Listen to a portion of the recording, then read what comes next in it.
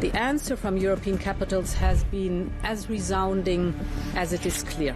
We are in an era of rearmament to respond to the short-term urgency to act and to support Ukraine, but also to address the long-term need to take on more responsibility for our own European security. On Saturday, we also agreed a new £2.2 billion loan for Ukraine, backed not by the British taxpayer, but by the profits from frozen Russian assets.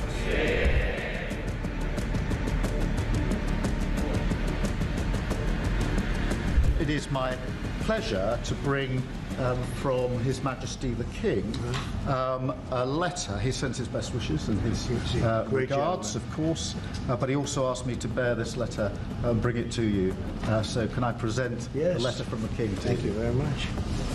Am I supposed to read it right now? Yeah, please do. I will do. I've got to tell him what your reaction is, so I need to know. I need to know. He is a great gentleman. A great, great gentleman. He said he thinks the war's going to go on for a long time, and he better not be right. Well, I just think he should be more appreciative, because this country has stuck with them through thick and thin. We've given them much more than Europe, and Europe should have given more than us, because as you know, that's right there, that's the border. What kind of diplomacy, JD, you are speaking about? What do you mean? I'm talking about the kind of diplomacy that's going to end the destruction of your country. Yes, but if you are not Mr. President, with respect, I think it's disrespectful for you to come into the Oval Office and try to litigate this in front of the American media. You're gambling with the lives of millions of people. You're gambling with World War III. You're gambling with World War III.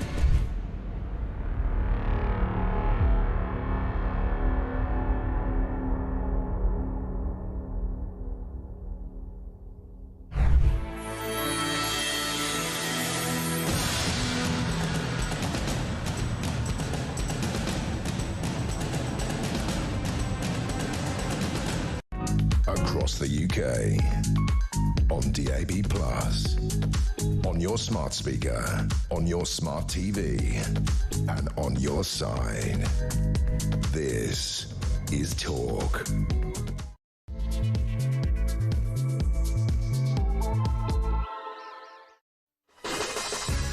Good morning and welcome to Friday. It is the 25th of April. It's nearly 3 minutes past 6. The sun is shining. The sun is shining right out the window. I'm looking at it. It looks fantastic. It's a beautiful weekend. We are going to be, ladies and gentlemen, sunning ourselves all over the course of the next few days because what else can you do? There's no point in sitting around thinking, crikey, the world has gone to hell in the handcart. There's war all over the place. You know, there's war in Kashmir between India and Pakistan. There's war in Ukraine between Russia and Ukraine. There's war in the Middle East between Israel and Palestine. You know, it's all kicking off. Nobody knows what's going to happen next. There's phone theft going at 2,000 a week in London alone. There's a piece in the paper today saying when you get to 36, it's all over. There's nothing you can do. Give up drinking, give up smoking, give up sex, give up having a good time. You'll just feel really, really, really old. Luckily, we've got somebody young here to talk to. Reem Ibrahim is here. Thank you very much indeed. Good to see you, Reem. We're going to be running through the papers. Two big stories today. Id Miliband, should he be sectioned, is the question I'm going to ask, because quite frankly, the man has completely lost the plot. He was giving interviews yesterday to various different media outlets. Didn't bother coming in here, of course, because he knows we would shred him, slice him, dice him, and put him in a cardboard box and stick him out the back.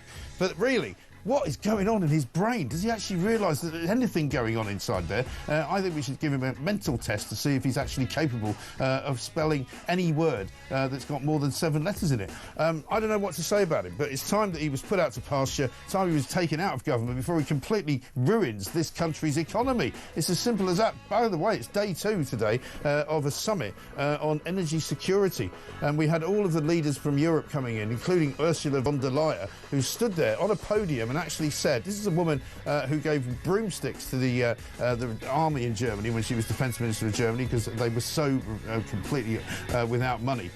She said that energy security is the most important thing that Europe can have. These are the same European leaders who ruined energy security because they were so reliant on Russia. What a complete collection of numpties. Also, front page of The Sun, extraordinary story today, a hotel that they've gone to look at, which is basically housing a whole load of migrants. They're making £700 million a year from the taxpayer, basically, for looking after asylum seekers. It says here, a hotel firm housing asylum seekers rakes in £700 million a year in taxpayers' cash. Stay Belvedere Hotels Limited, which runs 51 UK sites, has been a big winner from the boats crisis. And 10,000 people have already started coming in. It's absolutely incredible. There's so much more to talk about this morning. It's a very busy Friday. We're looking forward to it. I'm sure you are. Keep your voice notes coming in. As ever, you are the people that make this show. 0344 499 1000. It's Gaff-Prone Friday, of course, as well. We'll have a few of those. And Plank of the Week tonight. This is Morning Glory. Let's get it on.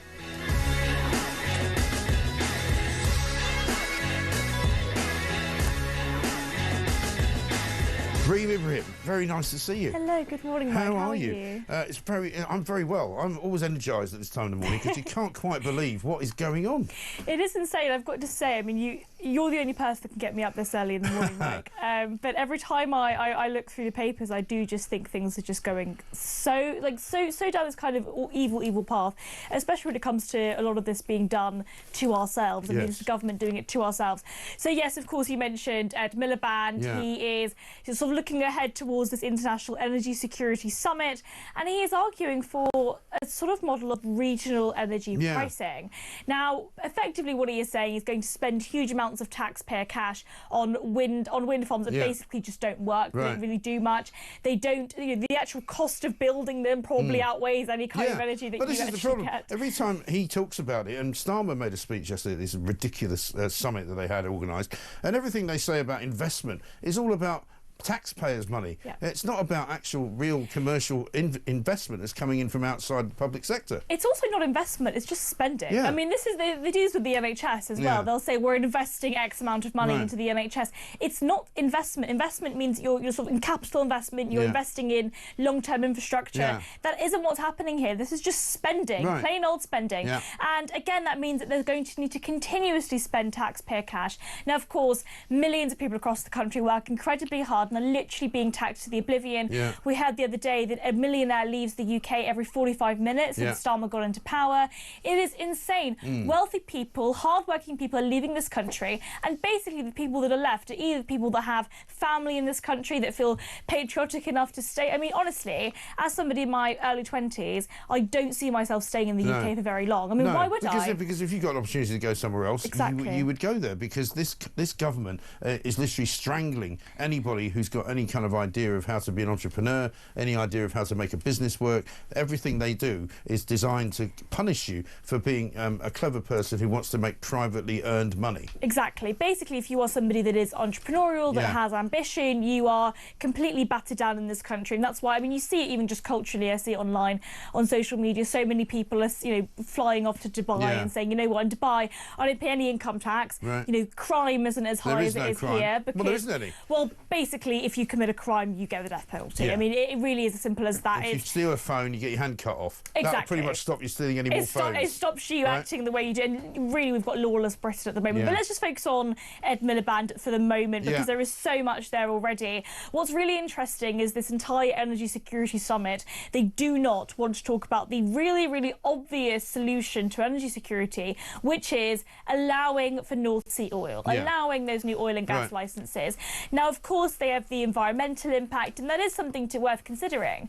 However, when the rest of the world are already emitting so many carbons, effectively what we are doing is we are shooting ourselves in the foot here. We are saying, you know what, we're going to make Britain poorer, and it's, economics 101. When you increase the supply, then prices will come down. If we allow this country, if we allow North Sea oil to drill, if we drill, as Trump has said, drill, baby, drill, then prices will come down.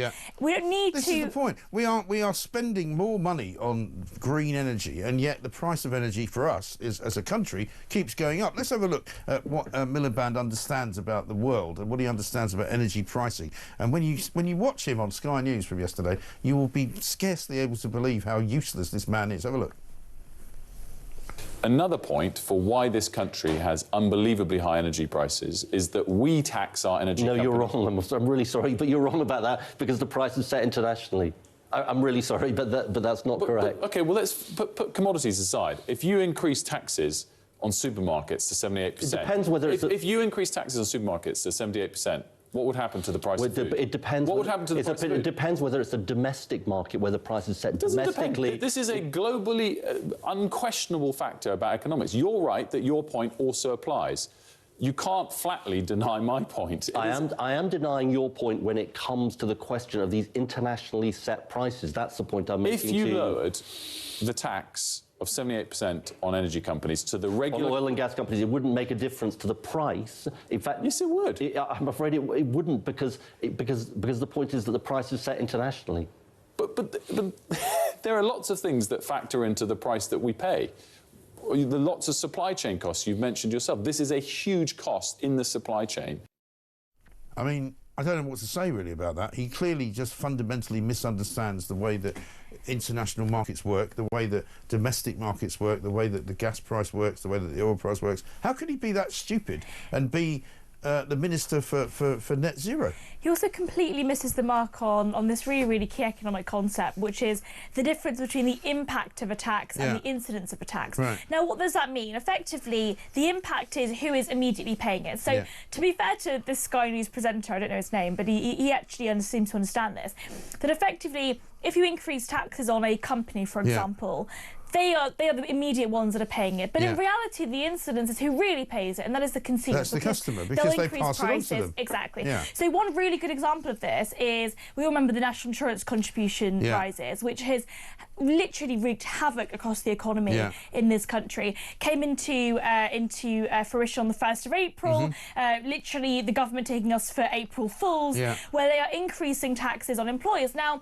you might remember the government saying, we will not increase taxes on working people. Yes. We will not raise any tax on working people. So in practicality, what they are saying is, we're going to increase taxes on employers. But that misses the fundamental point.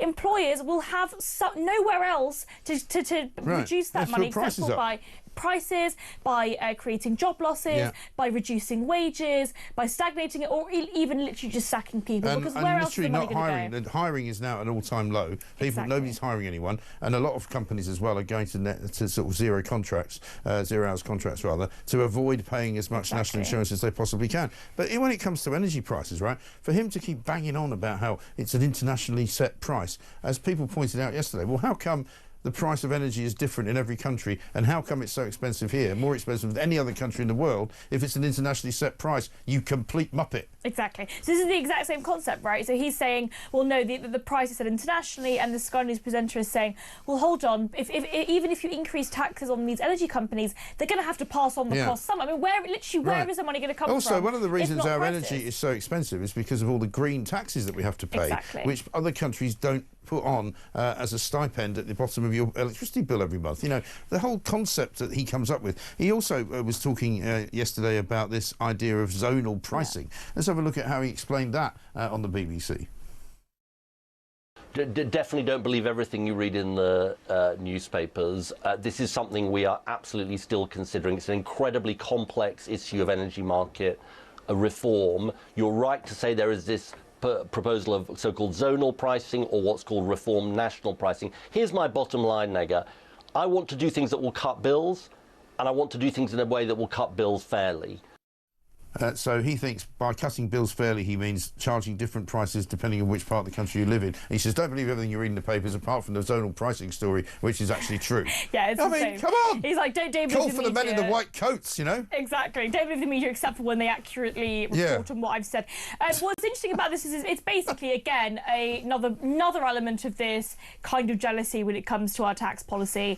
And what we're going to see with these energy prices is effectively the wealthier you are, the higher tax bracket you are, you will be paying more for your energy prices. Again, though, this is really interesting because he's saying we must reduce energy costs, and he's right. Energy costs are incredibly high. The price is incredibly high. But the question is why? Why is energy so expensive? And I'll tell you why. We refuse to build nuclear energy in the long term. France, for example, were basically unhurt by the Russia-Ukraine war because they have built national infrastructure of nuclear energy. Nuclear is safer, it's cleaner. And in terms of these environmental and it's more reliable goals, as well. Exactly. not affected by the wind, not affected by the sun, not affected by any other outside influence other than the pricing of energy markets around the world. Exactly. So effectively what we've done is we've shot ourselves in the foot there because a lot of people are afraid of it. What's really interesting, there's a woman called Zion Lights who is former Extinction Rebellion. But, Zion Lights. That's Zion a good Lights. name, It is a good name. Right. She used to work for Extinction Rebellion. Change the name to Zion Dark now because all the lights have got out. There's nobody home. There's nobody home. Well, in this case, the lights are certainly on. And so she used to work for Extinction Rebellion. She used to be a Extinction Rebellion spokesperson. And then she sort of rediscovered the science, and she's a science communicator. Oh, yeah. And she's sort of like, hold on, everything I believed at Extinction Rebellion, she was their chief spokesperson for many years. Everything I believed was wrong. And actually, she looked at the science and the evidence, and nuclear energy is a bit like Keir Starmer with women. Well, indeed, I think he's suddenly decided. We'll come back to that one in a minute. We will. Great sketch, by the way, in the Mail by Quentin Letts, who's very, very good at this kind of thing, because I was watching Miliband yesterday making this speech, and we kept sort of going backwards and forwards, and he kept referring to his best friend Fatih. And we're all going, who's Fatih? It turned out Fatih is a Turkish economist called Fatih Birol, spelled F-A-T-I-H, which is fine, but unfortunately for him, pronounced Fatih. And everybody kept saying, we're really, really pleased that Fatih's here. It's really great that Fatih's come to London. It's really fun. And I'm going, who the hell is this guy Fatih? He's head of the International Energy Agency, which is not just a quango, it's a global quango, right? And so this room that they had, which we showed for quite a while yesterday on the show, 3 empty chairs, you know, it got worse when people started speaking. And when Starmer turned up, it was hilarious because they all just talk in riddles. You know, he talks about creating 600,000 jobs. He hasn't done that. Yeah, he talks about investing £300 million in you know, onshore wind. That's not investing, as you said. It's capital which is created by taxpayers giving money to the government, which they're now giving away to a bunch of green entrepreneurs. It is literally insane, the fact that so much of these subsidies are going towards green energy technology that is just failing. And again, this is the way the market works, right? If the government are incentivising basically sham projects, sham green energy projects, which a lot of them are. Honestly, most of them are. If they're incentivising that kind of failure, basically these companies have all of the incentives to go after this sham technology, rather than actually developing and competing and developing genuinely good green energy, right? So actually the incentives are all wrong, and the government have created bad incentives. If we want cheaper energy, we have to increase supply, basically. And we have to stop subsidising energy which is non-cost efficient, don't we? I mean, that's the bottom line. What we need is an actual competitive market in the energy sector. And again, that does include allowing North Sea oil to I'm sorry, but we cannot look at the short term. We're literally sitting, and people have said this before, it's not my idea, we're sitting on a sea of gas, right? We're surrounded by oil under the ground. And yet we're somehow realising that the best thing we can do is put up a windmill and put up some solar panels, which apparently Ed Miliband now says we can make in this country, even though there are no solar panel manufacturers. No, there are, and actually this is really interesting because solar panels basically wouldn't exist in this country if it wasn't for the subsidies. What's interesting about this specifically, though, is the complete refusal to acknowledge the fact that the reason why energy prices are so high in this country is because of the government's own doing. Yeah. It is incredibly high subsidies to to green energy technology that just basically is quite inefficient, and then it's the complete refusal to build SME small nuclear reactors, which probably small modular reactors, which probably would solve a lot of these problems. Again, nuclear energy is safe, it's clean, it's efficient, and a lot of the sort of scaremongering around the waste is actually completely incorrect. There are safe ways to remove it.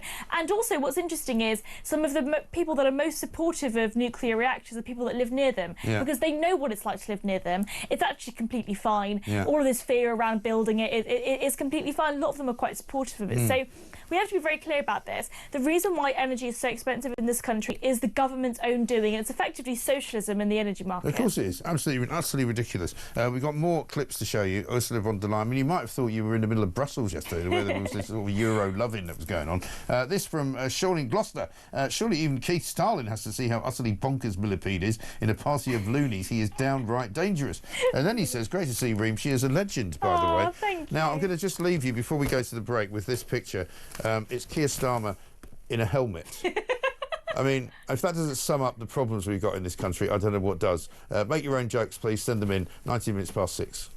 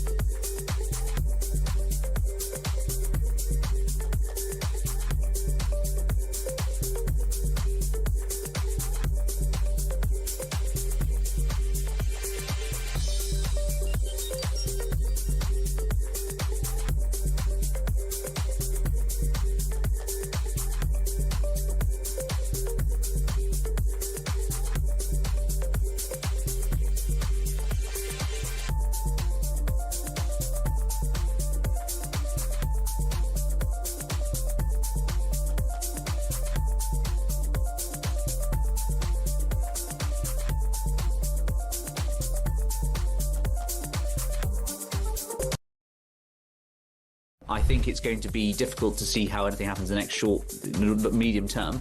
But I will say that I do think people are very much aware about this. Can this last or not? And you look, for instance, at Canada. The Canadian Reform Party is where Nigel Farage got his inspiration from. Eventually, the Reform Party ended up taking over the Progressive Conservatives and sort of cannibalising them. So I think that could be something long term. But right now, it seems I think we have to have a few elections in which the right is split in order to hammer home that message that something needs to happen. Yeah. Whether it means putting Nigel Farage out of business or getting into bed with him, that's the key question lots of Conservatives are considering right now.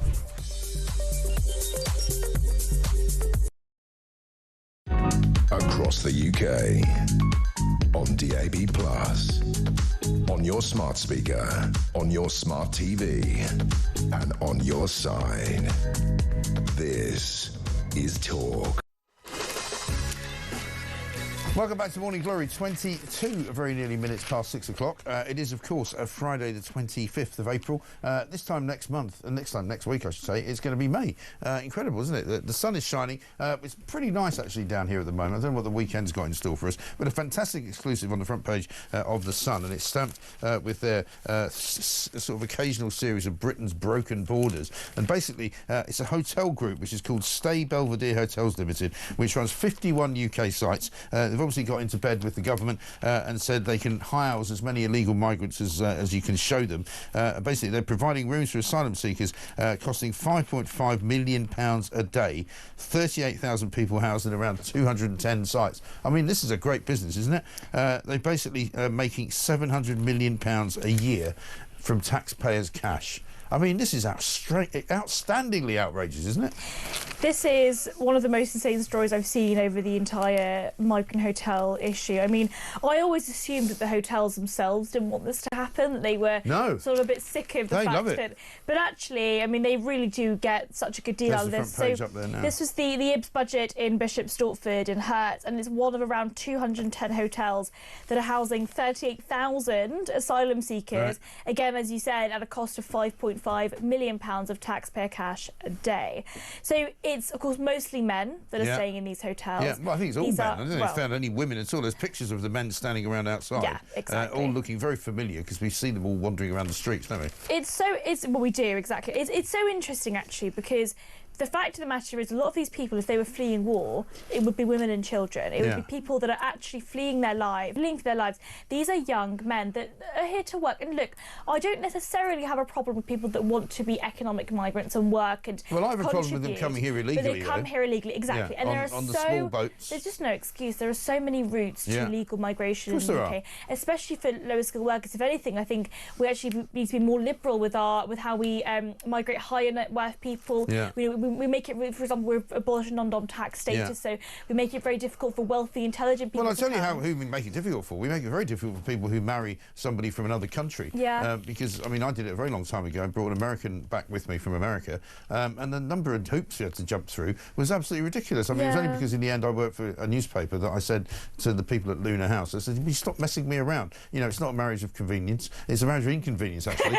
You know, I'm really quite sorry about it, but, you know, she is my wife, and so she needs to live here with me at the end of the day. But so many people will tell you the story that they brought, you know, a spouse back from another country, and they get put through the ringer. But meanwhile, these characters turn up, no problem at all. Here's what they say they get. They get fresh fruit every day, a gym and a fitness club. They get fresh meals. There's table football. There's a thing called the Buffy Play Bus that comes by. Kids entertainment bus makes regular visits to the hotel. I mean, nice work if you can get it, you know? It's insane. I mean, yeah, you mentioned all of that. You also get twice daily free bus ferries then to town, where they spend their £8 a head weekly allowance, also funded by taxpayers. Yeah. Now again, it feels, look, I mean, we're joking about it, and it is hilarious. It's just funny how awful this all really is. Yeah. But fundamentally, people are being taxed to the oblivion, literally to the oblivion. I mean, it's not just the highest tax burdens in the Second World War anymore. We are paying significant amounts of money in tax, and it is. I mean, I think most people feel like it's incredibly unfair, especially when these people are getting £8 These people are getting £8 a week, which doesn't sound like much, but when there's 38,000 of them getting £8 a week, that's an awful lot of British taxpayers' money. And also, it's not necessarily true, right? That's how much taxpayer money they're getting, but a lot of them are working illegally. Yeah. You see them delivering your takeaways. I ordered a takeaway last night. Very bad of me, but it was a Thai takeaway, so it wasn't too bad. Okay. They told me it was a woman. I got a green curry, Thai green curry, and sticky rice, because it was only about 400 calories. So I was quite happy with that. Very good. It said it was a woman coming. Right. It was a man. I get this a lot. I don't order much takeaway food, but everybody I speak to says almost every time they order, it says it's going to be one person. It doesn't. Turns out to be something completely different. It's insane. And again, look, Michelle's coming, and the bloke turns up. He's about 6'5", and go, all right. Yeah. Thai green curry, darling. All right. It was a Portuguese and Spanish-speaking woman with braids. Yeah. Out comes out. I mean, I'm not being funny. He was definitely illegal. Like it was obvious. Of course he was. But what's so interesting about this is, look, they're getting £8 a week from taxpayer money. £5.5 million a day it costs to house them. Yeah. So again, free housing. They get a shuttle service into town, so they get some entertainment. They get to go and hang out. That's no wonder why we see them all the time. Yeah. It's because they've got here's free what they've travel. got inside. They've got a timetable of events. On Monday, there's a singing class with guitar playing, Celeste Citizens Advice. Tuesday, English class, ACL session, I don't know what that is, and be a change teacher visit. What is that? Don't know. Preschool activity on the Wednesday, ISS casework guidance, which I presume is how to get into the country free. Thursday, the Buffy bus pops by. ISS English language again, men's exercise on Friday, and a cooking session on Saturday. Can we just great, can we hold up that photo? It's got some of the stuff on there as well. It's got fresh this one meals. Here. You've got it. That one there. Fresh meals. You've got trays of fresh fruit. Yes. You've got gym and fitness. So again, literally, I mean, we are the taxpayer is being taken for a fool here. There are people who live in this country who work hard, who are listening to this right now, driving around on their way to work, maybe driving for a living, who can't afford to join a gym. These people get a free gym. Buffy play bus. Yeah. But these are all old men. Why do they need a play bus? Yeah, I don't know. I don't understand. I mean, I can only assume that there might be some families in these hotels, but I don't care. You know, the point is that a whistleblower has given this story to The Sun.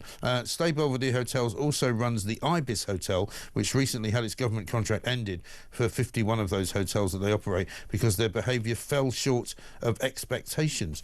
But guess what? The government are paying for the whole contract for accommodation in September 2026, £2 billion. Yeah. £2 billion. This is insane. It's so much money.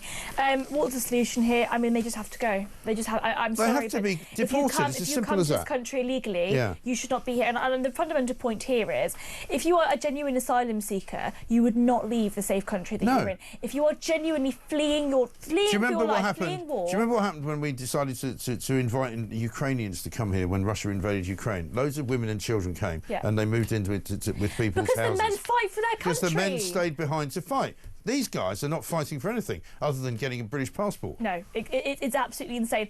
They just have to go. I'm sorry, but there's no two ways about it. Yeah. If you come here illegally, we also don't know where your documents are. I've recently seen some quite harrowing videos on social media of these migrants that have come on a boat and they're sort of saying, mashallah, I've got here on time. I'm like, fair play. They've done all this, but they have literally shown that they are throwing their documents away in the ocean.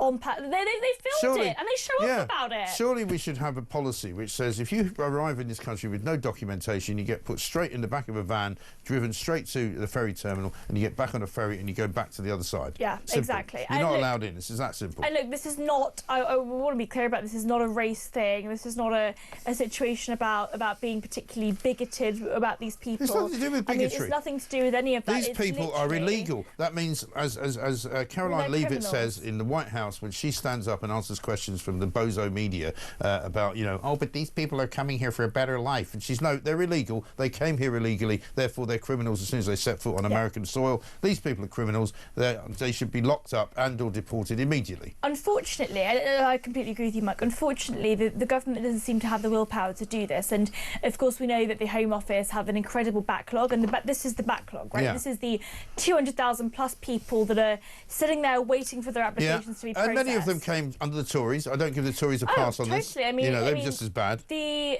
remember between 2021 and 2023, the backlog went from about 150,000 to almost 200,000. I remember speaking to some people at the Home Office, and they were saying the real number's actually probably a lot higher. Of course, it's a lot higher. But the problem is that there's more coming quicker and faster and in more numbers now than ever. So the Labour government has actually encouraged even more of them. Exactly. Because they got rid of Rwanda. Exactly. There isn't that kind of prevention. Now, again, I think the Rwanda scheme is probably not going to work. I think that basically when you rehouse people in different areas, we're going to be spending huge more amounts of money as well. But now the Labour government are doing it. Application. I'm sorry, but you come here, you don't get to stay here if you come here illegally. We just should reject them point blank. Exactly. But Labour are now doing it. It's just doing it in a different place. They're doing it in Serbia instead of Rwanda. Let's get a voice note from Jay on Ed Miliband. Morning, guys. Fantastic show as always. Isn't it a funny old one that leading up to the election, Sky News seemed to be giving Labour some nice and gentle questions, and they were hitting Mr Farage with every right-wing comment they could and little sniggering, etc. Now they're arguing with Ed Miliband and Labour, and they're not happy because their bills are going up. Their NI for their employees is going up. Their taxes are going up. Lovely jubbly. Reap what you sow, guys. Absolutely right, Jay. Thank you very much indeed for that. A couple of messages have come in on old Two-Tier and his helmet. Two-Tier, what a complete and utter plonker in that helmet, says Margaret in Birmingham, and carrying his book. That, ladies and gentlemen, is our Prime Minister. Answers a postcard as to what the book is. I didn't notice the book, actually. Yeah, but he's got a book under his arm. It's true. He's holding his... That's his homework book. There it is. And what has he got in the book, and why is he carrying it around under his arm? Top Goon, says Chris, as Keir Starmer starring in. Mike and Ream says, Mark, has Keith's helmet got an H on the top of it? It's big enough to land a hovering helicopter on. Mark's in Somerset. And Brian says, morning, Mike and Ream. That photo of Starmer looks like the action man I had as a kid. Keep fighting for us, mate. No one else is. Brian in Worthing. I mean, it's extraordinary, isn't it, that this is our Prime Minister? What a complete and utter plonker. It's a nice watch there as well. I wonder who's paid for that. Oh, yeah, it's probably Lord Ali. I don't think you'd have to worry about that. Yeah. Lord Ali's probably given him a few watches. Yeah, watch this. There we go. How about this? It's Friday's gaff time, of course. This is Julie Hartley-Brewer having a bit of a coughing fit. And whether or not you are listening on DAB Plus Radio or on your smart speaker, watching on YouTube or on your connected device, it's absolutely great to have your company. I've still got the cough. I can't believe I've still got the cough. Do you follow it? Now, I'm going to try and get through this. The meeting of cardinals at the Vatican has now provided an update on plans for the Pope's funeral. They've confirmed it will take place on this Saturday. So sorry. Could someone possibly run in and turn the aircon off in this studio? That will stop me coughing. Thank you very, very much indeed. I was hoping someone might notice that at some point. I do apologise for the cough. I've had this for about 3 months now. It's getting very dull. So sorry.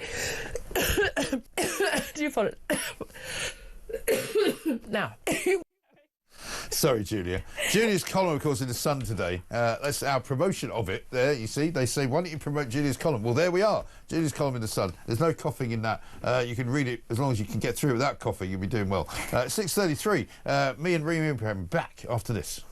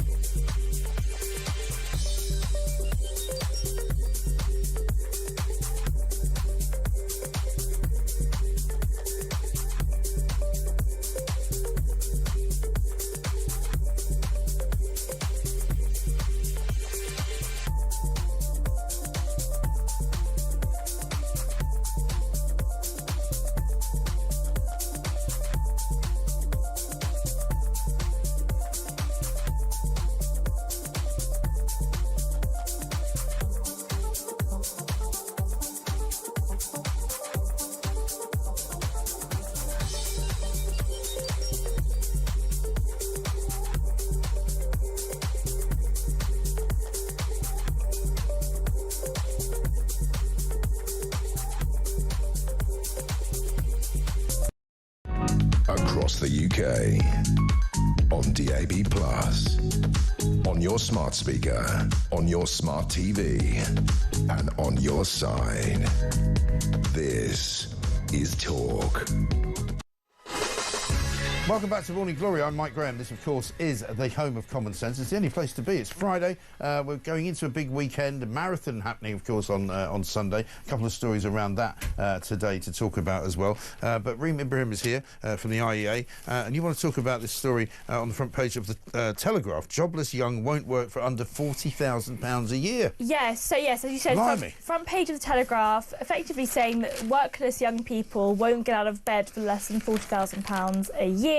So Graham Cowley, who works with young people who are not in employment, educational training, we're calling them NEETs, in Blackpool, said that a colleague has told him that the kids are on the internet 24 hours a day and they don't want to work for anything less than £40,000.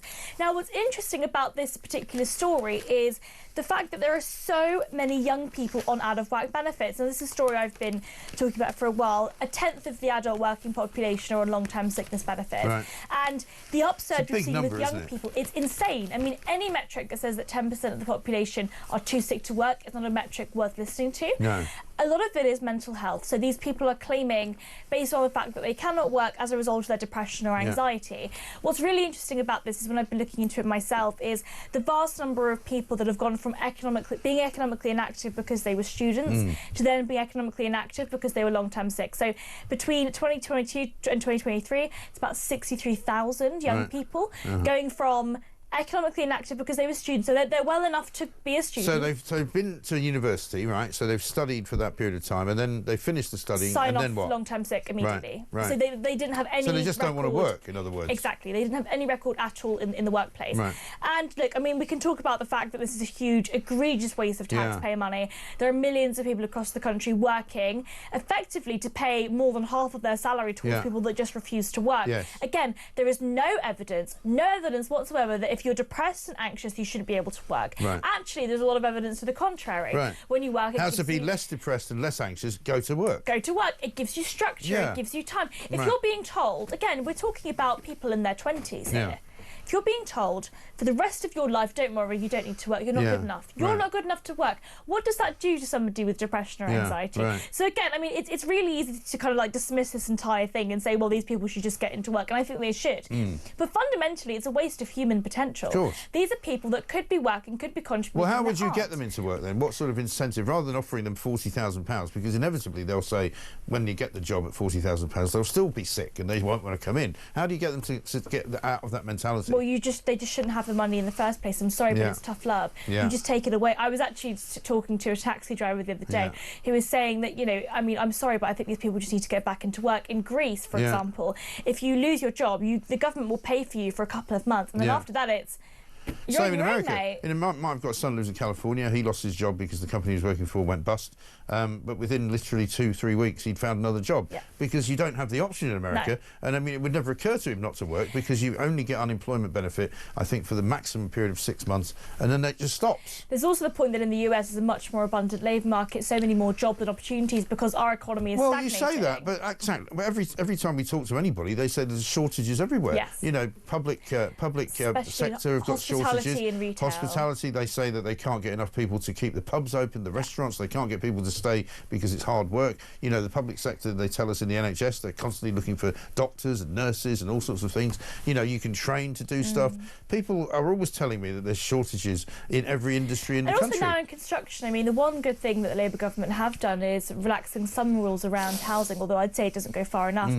What it does mean is that construction workers are probably about to be paid a lot more. So I was talking about this to somebody the other day. Obviously, when you work in construction, you're working in sort of manual labour. It's, I think, now going to be seen as a bit more of a premium job, because if they're being paid so much more and there's so much more opportunities there. Fundamentally, this is a waste of human potential. There are millions of people across the country that are young, in their 20s, that are fit to work, that aren't. Yes. And it's because the system incentivises them not to. And this, I mean, this story... It's too easy, isn't it, to get money and to get benefits and to get your council tax paid, to get your rent paid. Also, I think for a lot of young people who are lucky enough to have reasonably well-off parents, they stay living with their parents for a long time. Exactly. I mean, I was out the house at 18 and I never really went back, you know, because I didn't want to. They not just live at home, but they live at home on universal universal credit. I mean, this is really insane. I even just hear anecdotally that I've got a friend of a friend who was saying that they were at university showing off about how much they were getting in universal credit payments. Oh, I'm too sick to work. My depression isn't letting me. And again, there is no evidence whatsoever that if you are depressed or anxious or you have some kind of mental health problem, the best thing for you is to stay at home. There's no evidence for that. And actually, the evidence is to the contrary. Work gives you dignity, it gives you respect, it gives you structure in your day. It also gives you money, and it gives you an upward trajectory to make more money. Right. And I tell you what, there's nothing better as an incentive than money. Exactly. What's wrong with you? It's basic incentives. The problem is, and I suspect this is the case, so this piece in the Telegraph, the jobless young won't work for under £40,000, I suspect it's because they're getting about £40,000 in benefits overall. There was or certainly the equivalent of, when you get the rent paid and all the things that get paid automatically. Exactly. So there was a documentary on Channel 4 hosted by Fraser Nelson, who's a great friend. He's now at the Times, I think. He's now at the Times, he's really quite a brilliant writer. In fact, we should get Fraser Nelson on now that he's in the building. Go and arrest him downstairs and come up here and get on the bleeding air. He's really great. He's so good at this, and he's been sort of looking into this. What's interesting is the documentary gives a bit more of a human face to the story. So instead of it being like, well, there's millions of people on out-of-work benefits, they're just numbers, and the left are very good at saying, well, you're just cruel, you don't want those people to work. He actually goes and speaks to these people. A lot of them are very sensible. They're saying, look, I'm 25, I've got this is one example, I'm 25, I've got a young son. Altogether, including child benefit, universal credit payments, sickness benefits, disability benefits, everything. So she had depression, anxiety as well. She's getting about £40,000. And she's saying, look, I understand, I want to work, but if I go into the private sector, I'm not going to get £40,000, and I've got my son to look after. So it's basic incentives, right? It literally makes sense. No, the world has turned upside down. The world has turned upside down. Meanwhile, there's another story in the papers this morning, which I think is a study from Finland, which basically says that by the time you get to 36, that's your lot. You're too old. That's the year you start to feel your age, according to the Sun. Too little exercise, too much booze, smoking, all come home to roost, while you only are as old as Adele. And it says basically that results showed that laziness, alcohol and cigarettes all led to worse physical and mental health.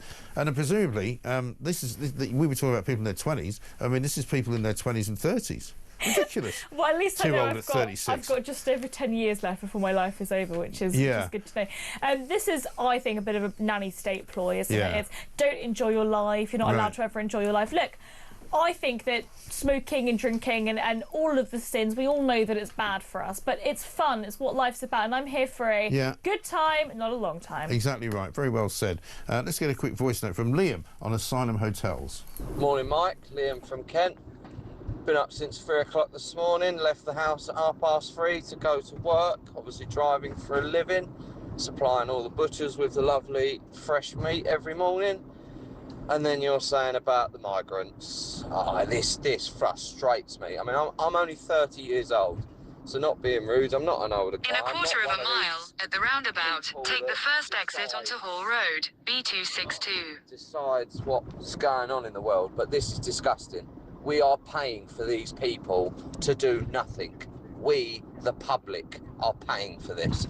Thanks, Mike. Keep up the common sense. Liam, brilliant. Thank you very much indeed. And thanks for the extra directional information that we got from your sat-nav. Absolutely fantastic. I turned the voice sat-nav down on my thing. I'm going to play a little clip here. This is apropos of nothing particular, but it's Emily Thornberry at a Foreign Affairs Committee meeting with Natasha Hausdorff, who is a lawyer, who is a very pro-Israeli activist, but also a woman who knows the thing or two about the law, which Emily Thornberry. Just have a look at how Emily Thornberry treats her if you think anti-Semitism is dead and buried in the Labour Party. The UK government and the US government have consistently said they do not have concerns about Israel's approach to international humanitarian law so far as targeting... Oh, no. So why? No. That's an extraordinary allegation. May I finish the question? May I finish the answer? Be careful what you're saying. I mean, have you ever seen such disrespectful behaviour from a politician to somebody who's come to a committee to give information willingly? That's absolutely appalling, I think. So nasty. And you know what's really interesting? She should be sacked from that committee for that. She should. I mean, that girl is from, I think, Israeli lawyers or Lawyers for Israel. Yeah, we've had her on the show before. She's a very, very academic, very well-educated and well-versed and knowledgeable woman about the law. And her basic argument was that, it's all very well saying that, arms to Israel have been embargoed, but it's only some arms and it's only a very small part of what is sold to Israel. And she was making out that actually it's problematic in law to start making these embargoes work, because actually there's no justification for it. It's interesting. So she's very clever, she's articulate, she's intelligent, she's interesting, and she's actually really, really polite. I mean, it would be funny if I was in there. I don't think I would have been as polite as she was. No. But in the full clip, I remember seeing it on Twitter or on X, Emily Thornberry just continuously interrupted her. And it was just so rude and so nasty. I've got to say, Mike, I do think this is her, Emily Thornberry, playing up to her pro-Palestine supporters. They're going to love this. Anti-Semites, I call them. Well, they are basically They're basically anti-Semitic. I mean, the Labour Party has got two problems in life: anti-Semitism and trans activist maniacs. Those are the two people who troubled Keir Starmer the most. He's never going to get rid of them. Exactly. But anti-Semitism is actually a bit more of a long-term problem. I mean, trans activism, again, has been more of a recent thing. But it's riddled with it. And the problem is, they view that anybody that supports the existence of the Israeli state. So again, I would say I think that the actions of the Israeli state have been quite abysmal in reaction to a lot of the issues that are going on within the war. The history of the Arab-Israeli conflict is so complex. But I would technically be called a Zionist, right? Because I believe in the existence of the state. Yeah, they would call you that. They would call me that. I suppose by definition I would be. And I get called a traitor and all sorts from being somebody from Arab heritage that believes that. But fundamentally, it's about the right to self-determination. And these people do not see that. They effectively see the Jewish people as well, you can see inferior. by the way she spoke to Natasha there how she thinks of Jewish people and Israelis, and it's quite disgusting in my view. Let me read you a couple of quick tweets that we've got here. Good morning, says Peter. Mike, Mad Ed Mini-Brain should not have been allowed to get anywhere near a government position. Like his leader, he is dangerous to this country. Barry says, good morning, Mike. Today is the 110th anniversary of Anzac Day, lest we forget. Thank you for that, Barry. Warwick says, morning, Mike and Reem. Fantastic start to your show as ever. Mike, it cannot be long before the men in white coats come for Millipede, as his crackpot thinking cannot go on for much longer. That's Warwick in Devon. I mean, people can see what is going on. The people that watch and listen to this show are far more intelligent and clever than anybody who's currently in our government. Reem, we're going to take a little quick break. 6:47. The hour's nearly over, but we've got plenty more to talk about, including, of course, the Bayeux Tapestry. You never guess what they're looking for in it. This is Talk.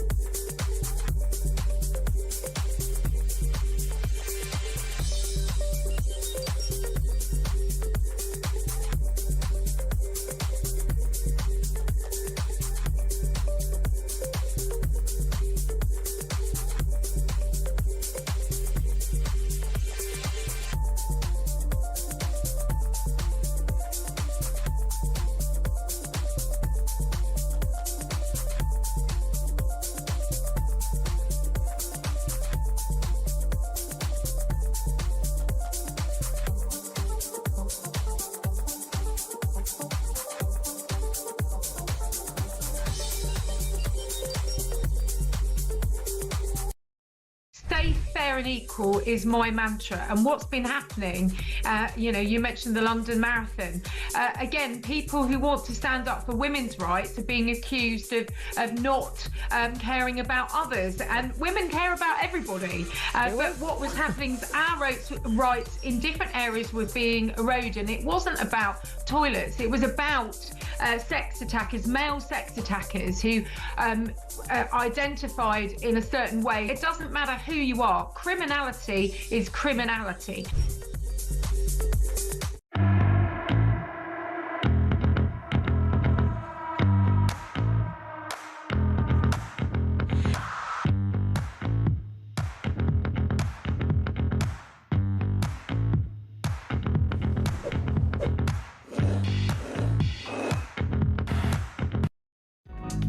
across the UK.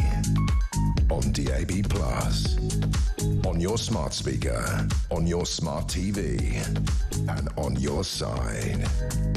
This is Talk. Welcome back to Morning Glory. It's 10 minutes to 7. Reem Ibrahim is here with us, and we've got a little voice note first up with Jill.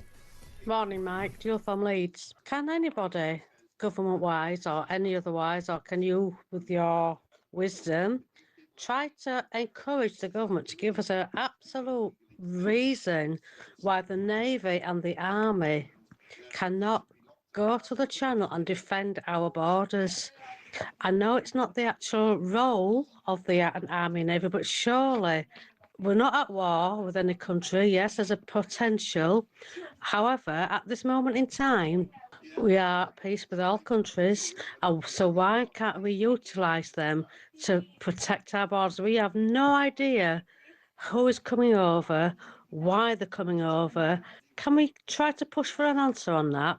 Thanks, guys. Have a good day. That's a really interesting idea. Jill, it is a really interesting idea. I mean, of course, we did have the Navy in the Channel for a while under the Tories, but they didn't really do anything because they weren't empowered to do anything. They were told just to help migrants get into to Britain. They weren't if allowed they were in to help. if they were in any difficulty. So they weren't really patrolling the seas. No. Maybe we should ask Keir Starmer, because of course he was with the Defence Department yesterday with his helmet. Here's what he was up to. Have a look at this.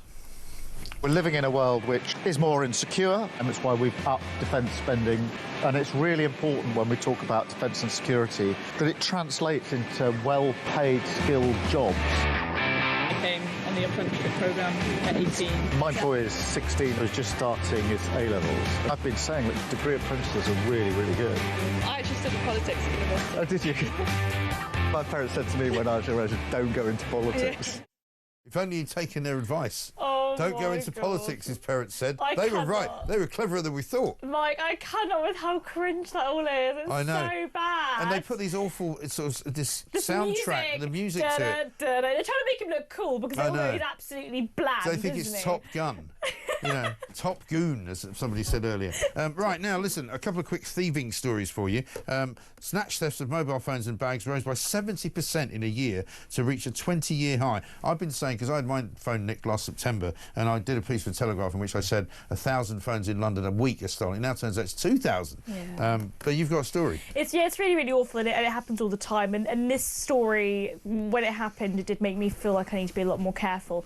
So I was actually near Westminster, so I just come from work and hanging out with a couple of friends. I was walking towards a bus stop, and I stood there again, actually similar to your story, Mike, with the bus stop. And I had my phone in my hand. 4 men with balaclavas on bikes. I say men, they honestly were probably teenagers. Yeah, right. I don't know how young they were, Right. but they had their faces covered, and they had 2 on each bike. Yeah. They came over, the first Yeah, because one's two- driving, the other one's snatching Exactly. it, right? Yeah. They came over, the first one tapped me on the head, not hard, but I think to basically try and scare me. Well, to just giving my distract phone. you as well. Distract me, Yeah. and they tried to grab my phone, but I saw them from the corner of my eye, and it was a couple of seconds, but I could see what they were doing. So I held onto my phone, and I was wearing my big, chunky Doc Martens. Right. So when they tapped me on the head, they tried to grab my phone, I held onto it, and I kicked their bike wobbled. Good for you. And I said a word that I won't say on air, Right. and I just bolted it and ran, and because I was worried that because I'd knocked over their bike that they might come after me, but it was all well and good in the end, and I did feel a little bit like a hero. No, well done to you, because the thing is, if you can do something like that without getting, coming to any harm, they won't come after you because it's not worth their while. They'll just find another victim, because within 5 minutes later they'll nick somebody else's phone. They will. I've got to say, I did think, looking back, it probably wasn't the safest or wisest thing to... I mean, if they could have had a knife... Yeah, but sometimes it's just your reaction that you do as... I mean, I had somebody... right? I had somebody trying to nick my phone at exactly the same bus stop, actually, but then they didn't have that ridiculous island thing where there was I was actually on the pavement, and there were 2 guys on push bikes, and one of them sort of screeched behind me, so I turned around, and the other one tried to grab my phone. I just held on to it. And they didn't get it. But on the time that they did get mine, I just wasn't holding on to it tightly enough because I wasn't expecting it. I actually got one of those tie things, so you tie it around your wrist. So whenever you do have your phone in your hand, it's tied to it. So they could pull it really hard, but the likeliness is that they're just grabbing it very quickly. Well, this guy, he took mine. He didn't even touch my hand. He was that clever. The other story going on in the Sun today, page 16, shoplifting offences have gone past 500,000 in a year for the first time. 516,971 incidents logged by police in 2024, which means basically there's a shoplifting incident once every minute in this country now. So interesting. The reason why I think it's so interesting is because the assumption is, oh, this is, the poorest in society that are going after it. Absolute rubbish. It's actually not. A lot of it is middle class theft. Yeah. And Stacey Dooley did a really, really interesting documentary on this, where she went and interviewed these people. Now, one of them was this girl that said, "Oh well, I don't believe in capitalism. I don't want to give my money to these big bosses,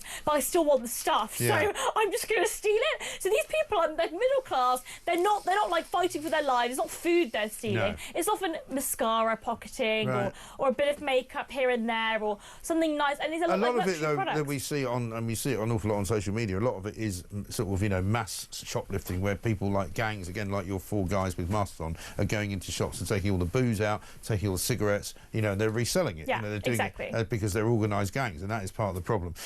Speaking of daylight robbery, how about this for a story on page 11 of the Sun? A greengrocer in Notting Hill, where you wouldn't be surprised to know, is selling an apple for £15. £15? 15 quid for one apple. This is Notting Hill Fish and Meat Shop. They're flying these apples in from Japan, cost the equivalent of nearly £42 a kilo, 14 times the price at a market stall less than a mile away. You can also get a melon imported from the Far East, which will set you back 100 quid, and a punnet of extra large grapes, £80.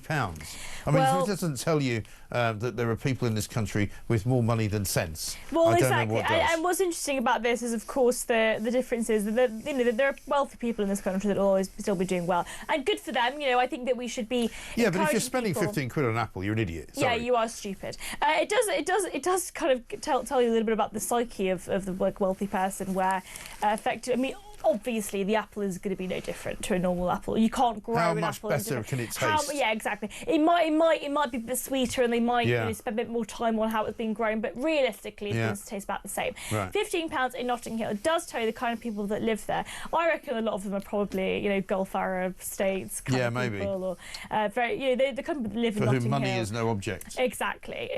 And well, you know what? More power to them. They're spending money in this country, and it's good for the economy. Well, if it's VAT on it, I suppose that's one plus, but only you could find a positive in that story.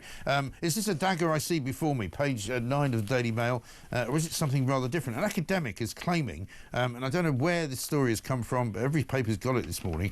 7 years ago, Oxford academic Professor George Garnett claims to have identified 93 depictions of male penises in the Bayeux Tapestry. I mean, why would you even be looking for that? I mean, I've seen the Bayeux Tapestry. It wasn't something that suddenly sprung to mind, really. I know that it was a sort of work of art that was done. It was ordered by, I think, a French nobleman who put himself in it, even though he wasn't necessarily at the Battle of Hastings. And it's a fantastic, sort of depiction of the battle. But it's actually not thought to be true whatsoever. But for some reason, this Professor Garnett has become obsessed with finding, sort of secret references and secret drawings of penises. I think we can read into why he himself is particularly interested in them. This is really funny. You're right, Mike. I'm not really sure why this is much of a story. Dr. David Musgrove said the possibility of there being another penis in the tapestry is fascinating. Is it? It's a reminder that this embroidery is a multi-layered artefact that remains a wondrous enigma almost a millennium after it was stitched. I mean, why is this interesting? I know. What fascinating, really? I mean, this tells you that the people who are living and working in universities have got far too much time on their hands. I was going to say, I mean, if this is what academia is spending their time on, I don't want any taxpayer money being spent on it. No, exactly right. Reem, good to see you. Thank you very much indeed. Thank you, brilliant start to the show. It's 7 o'clock already. We've got loads coming up. Benedict Spencer's going to join us. We'll talk more about mad, crazy Ed Miliband and why he needs to be stopped. Ursula von der Leyen, she's still here trying to do a deal for the European Union.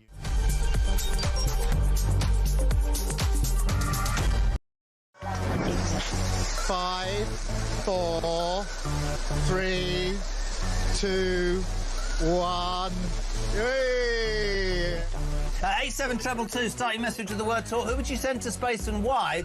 The person I would love to send to space would be Mr. Keir Starmer. And then I would tell the Galactic Empire that he was part of the Rebel Alliance and let them blow him away with the Death Star. No Brits was involved, no fingers could be pointed. You carry on taking the medication, George. Yes, I'd send all the Labour government to space with a one-way ticket and throw in the SNP for being useless. They're all a bunch of... Oh, all right, fair enough. One person, quite frankly, I think needs to go to space on a one-way journey is Jeremy Kyle. He goes on about his age one more time, how he's 60 this year, he was 59 last year, repetitively over the course of the weeks and months. We have to hear him, I'm 60 this year, I'm 60 this year. Richard Tice, did you put that cheeky bugger up to that? I'm hoping he's going to send me the invoice because that was absolutely brilliant. Which MP would you send to space? Oh, no, I'll get in terrible trouble if I answer that. But it's fair to say there's quite a long list. The sad thing is about sending people into space on a one-way ticket is I don't think that we've built a spaceship big enough to take the lunatics off this planet. I mean, from the net zero loonies to the transgender loonies to the racists to the terrorists, there is just so many to the wokerati. We need some big spaceships. Big spaceships. Good evening. I never know how you're going to start this conversation, Jeremy. Katy Perry went to space today, OK? Who would you send... I'd love her to say what I wanted to, but I'd never disrespect her. Who would you send to space who could never come back? Well, I'd be happy to send Ed Miliband to space, I think. Oh, that is an outrageous question to I'm not even going to answer that question. Sam Matterface, do you get the job, yeah? Come on. No, Sam Matterface, I tell you what... Says no. I think David Lammy would be the person I'd want to send up in space and never come back again. Yeah, the problem is how much would the bill be for him to munch through whatever food on the way there? Hey, it worked.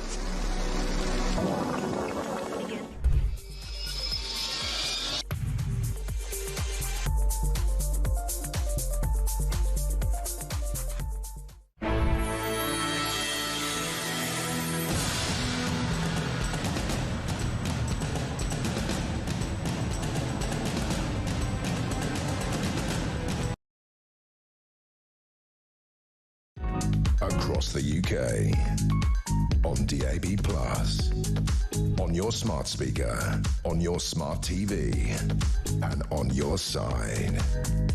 This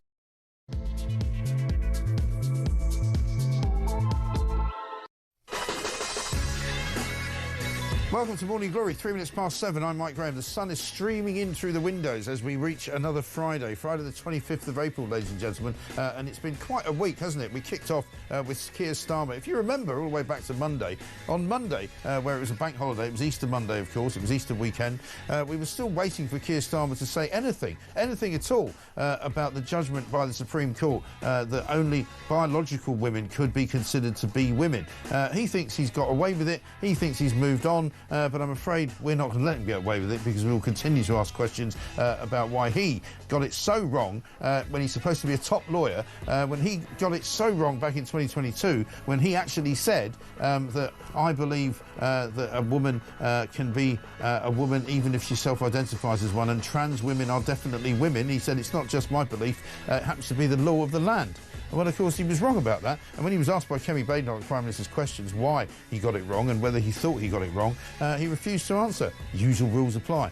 Coming up today, we're going to be talking about his love-in with the European Union, with Ursula von der Leyen. He was so happy to see her yesterday. He was smiling like he did when he said that women and girls would be looking up to her and saying, oh, my goodness me, isn't it amazing there's a woman with a brain. He's such a weirdo. Why is he so weird around women? What's wrong with him? Very, very strange man. Ed Miliband is in the news today as well because people are beginning to think he's lost his marbles altogether because yesterday, not only was he claiming it would be a good idea to actually charge people different amounts of money depending on where they lived for electricity, he also said that it doesn't matter what the taxes are that you put on energy companies because the price of gas and the price of oil is set internationally. The bloke has a basic misunderstanding of economics and of the way the world works. It's absolutely absolutely extraordinary. This morning we're also talking about the front page of The Sun, an incredible story about so much money, £700 million being paid to a company which is housing so many migrants that they're making an absolute fortune. Raking it in is the front page, and let's get a voice note on that from Barry. Good morning, Mike. Barry from Norwich here. And that headline in The Sun is the reason why they won't stop the boats. Meanwhile, we have people who have fought for this country sleeping in shop doorways on the streets. People who are born in this country sleeping on the streets. People who can't afford to heat their homes, feed themselves. It's an absolute disgrace. You're absolutely right, Barry. It is a disgrace. This hotel firm, Stay Belvedere Hotels Limited, 51 UK sites, crossings standing at 9,638 already this year. These rooms have been provided for asylum seekers at a cost of £5.5 million a day.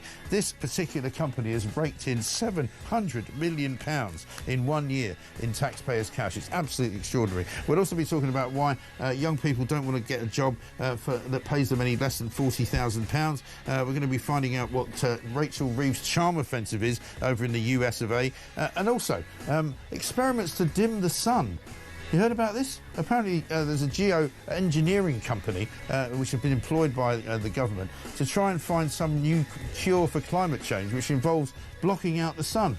Have you ever heard anything so bleeding ridiculous? 0344 499 1000 is the number. This is Morning Glory. Let's get it on.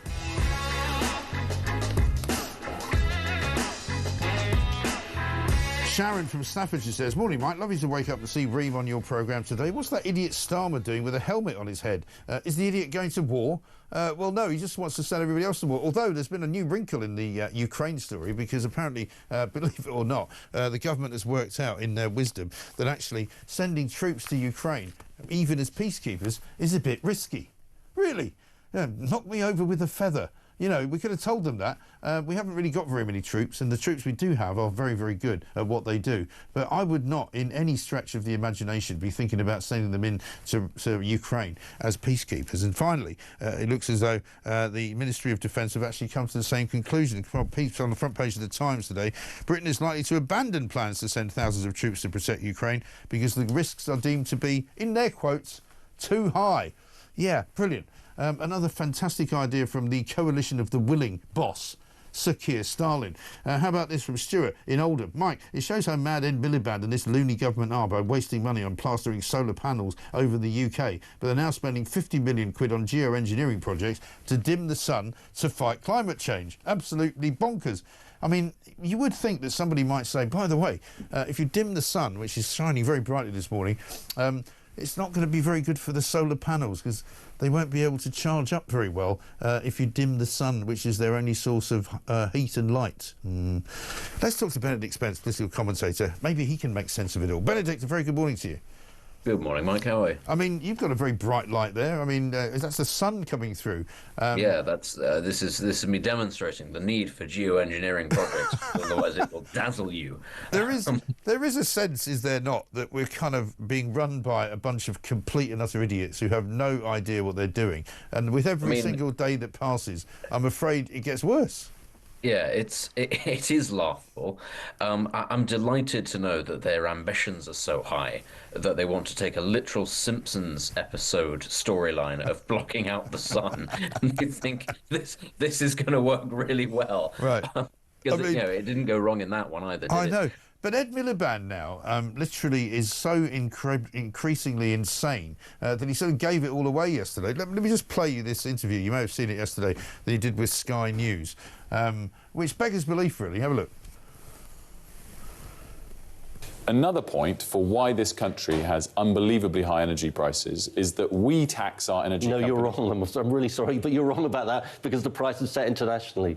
I'm really sorry, but that's not correct. OK, well, let's put commodities aside. If you increase taxes on supermarkets to 78%... It depends whether it's... If you increase taxes on supermarkets to 78%, what would happen to the price of food? It depends. What would happen to the price of food? It depends whether it's a domestic market where the price is set domestically. This is a globally unquestionable factor about economics. You're right that your point also applies.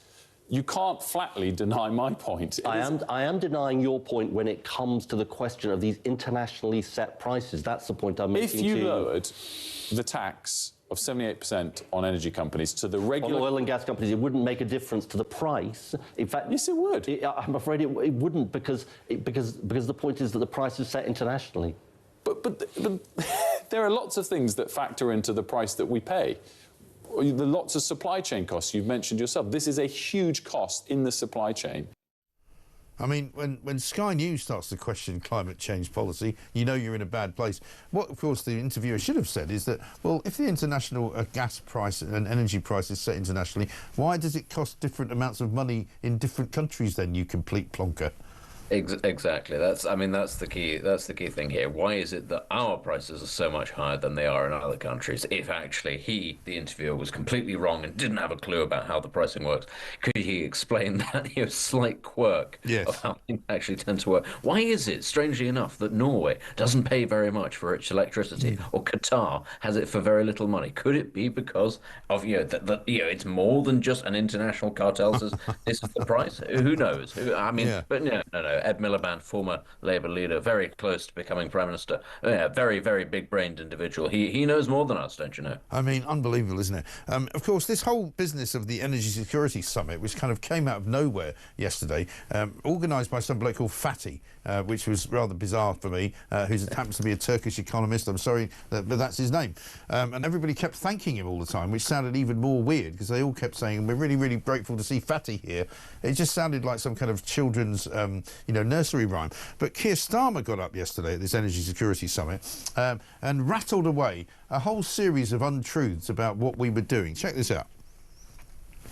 When it comes to energy, we are also paying the price for our overexposure over many years to the roller coaster of international fossil fuel markets, leaving the economy and therefore people's household budgets vulnerable to the whims of dictators like Putin, to price spikes and to volatility that is beyond our control.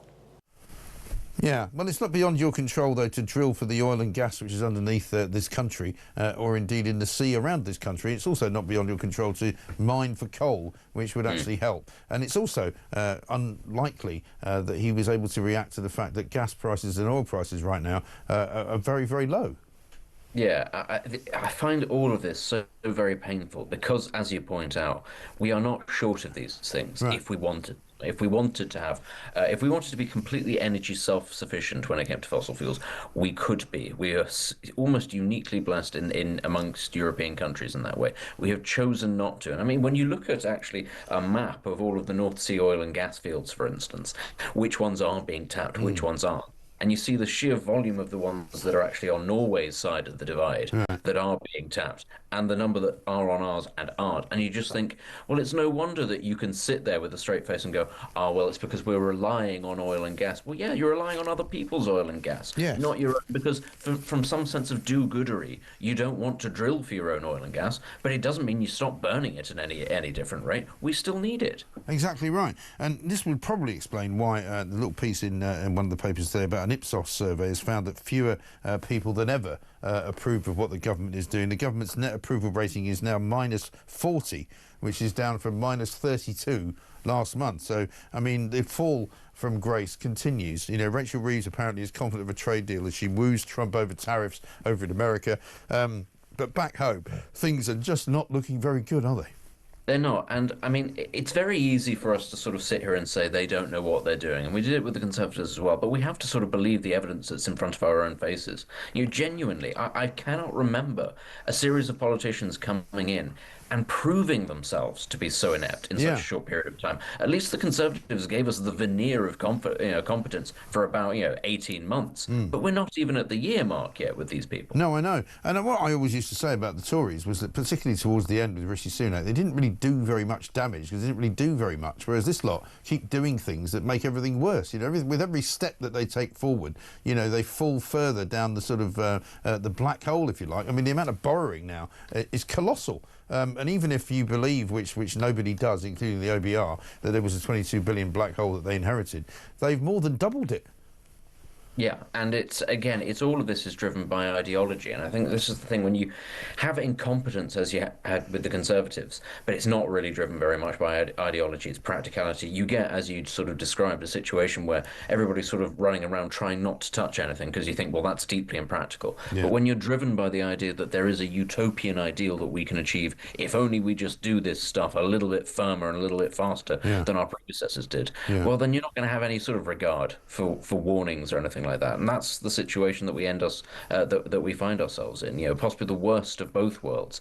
As you say, at the very least with Rishi Sunak, there was an attempt to sort of stabilise things, whereas Rachel Reeves with her £22 billion black hole, almost as if she just went, "There's a £22 billion black hole that I've manifested in my mind, and now I have to make it reality." Yes, and there's one other story that I haven't mentioned yet on the show, but it's on page 5 of the Daily Telegraph today. A left-wing demonstrator, as if you didn't know that there was two-tier justice in this country, a left-wing demonstrator who assaulted a man at a protest after the Southport killings has walked free. Despite the fact that she actually took a phone from somebody and smashed it onto the ground. They're calling it a rally. I'm going to call it a riot. She accused a man of being a racist. She was found guilty of assault and criminal damage, but she only received a suspended sentence. Why? Because she's a socialist. Yeah. It's this is something that everybody already knows, actually, about the approach to, if you like, the danger of public disorder in this country, that if you're a certain kind of individual, you'll get a little slap on the wrist because at some point, in some way, the system believes that your cause is actually righteous. And if you're just an ordinary member of the public who's quite upset about the way that things are going, well, you're a potential fascist marching down the Mall. So, you know, you have to be dealt with very seriously. Right. People are becoming very fed up with this. We're a very tolerant, very patient country, but that is slowly being eroded away. And I mean, it's only going to keep on getting worse if you have the situation where I don't think people have a problem with rioters, for instance, going to prison. But when there's one set of violent people who are not sent to prison because of predetermined characteristics, well, I think that takes the biscuit. Well, I think we're going to see more of it this weekend, aren't we? Because the Trans Rights Brigade are going to be out in force again. They promised us last weekend that they would have bigger demonstrations, more far-reaching across the country this weekend against the Supreme Court's ruling that, you know, trans women are not women, basically.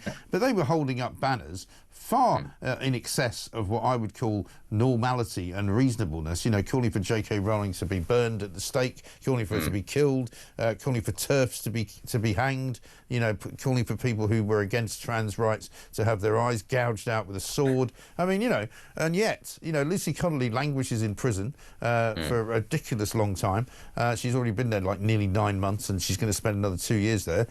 Nobody's been arrested yet. The police are still looking for them. Honestly, I mean, nothing says I'm a woman, does it, more than behaving in such a ladylike fashion as to threaten the worst kind of violence to those who disagree with you. I mean, you know, that's absolutely feminine behaviour. But again, as you say, it's such a small minority of people who are actually trans in this country. When you dig down into the figures, it's in the couple of thousands at best, if we're being honest.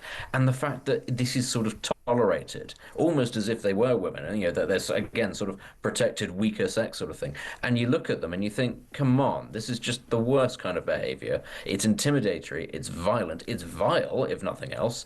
And again, why on earth do we pander to a campaign group that demands to be able to behave like that in women's spaces? I know, it's absolutely extraordinary, isn't it? And they hate women so much, they want to be them. And you kind of go, something quite illogical about that argument. Benedict, good to see you. Thank you very much indeed. Have a great weekend. Benedict Spence, political commentator there. It's time for another gaffe, because it is gaff-prone Friday. And this is one from Plank of the Week. 20 past... no, it's not. Why am I selling the time?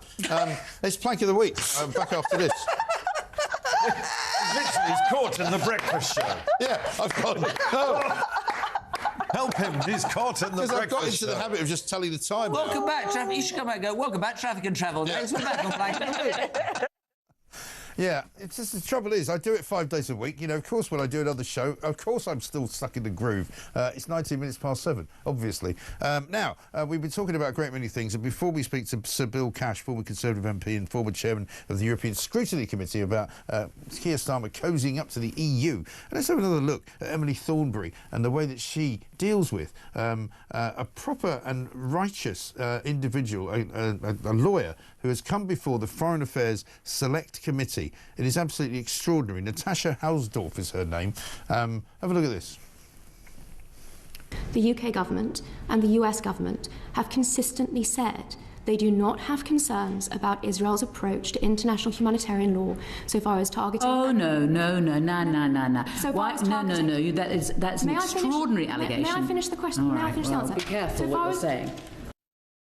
I mean, that is quite incredible, isn't it, the way that Emily Thornberry is so dismissive of somebody who has got expertise in this particular area. Let's get a voice note from Judith. Hello, it's Judy from Altos, West Yorkshire. That meeting where Emily Thornberry were very rude to that other lady, what do you expect from her? I mean, she's a champagne socialist. I can remember her saying that they were that poor when she was a child that they had to take the cat to the vets. Her mother was a teacher, her father was a diplomat. And call that poor. I were a coal miner's daughter, and I were working class, but we weren't poor. Thank you. Judith, as ever, very sensible woman, Judith there from West Yorkshire. Extraordinary. Mark from Bridgend says, Mike, you made a mistake. The government are not paying £2 billion for migrant accommodation. We are. Very true. Coming up next to Bill Cash.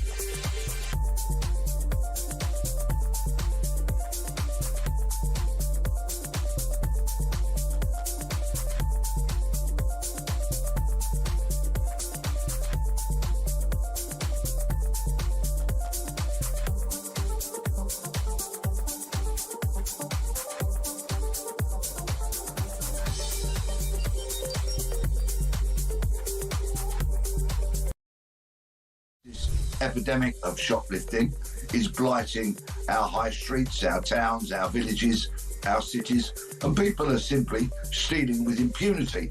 But these figures are not reliable. I repeat, they are not reliable because so many offences of shoplifting are not reported. Shopkeepers can't be bothered because they know there will be no investigation, and consequently they don't want to waste their time filling out a form online to report it.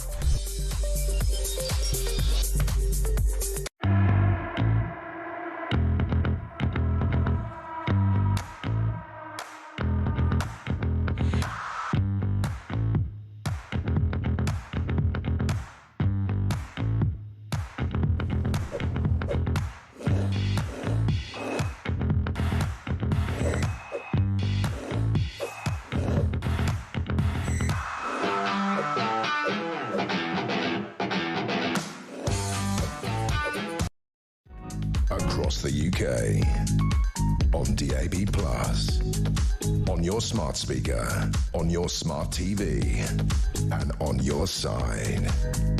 This is Talk. Welcome back to Morning Glory, 23 minutes past 7. I'm Mike Graham with you all the way through, of course, until 10 o'clock. Alex Phillips in for the Friday mid-morning show. Morning, Mike, says Bruce. I've had it with this shower of a government. No pay rise at our company this year because of, guess what, the government putting up tax for employers. They are so incompetent, it's not even funny. Ed, the lights are on, but nobody's in. Millivolt, what the hell is he on about? And my big toe could do a better job than him. They're all just getting grossly wealthy off our backs.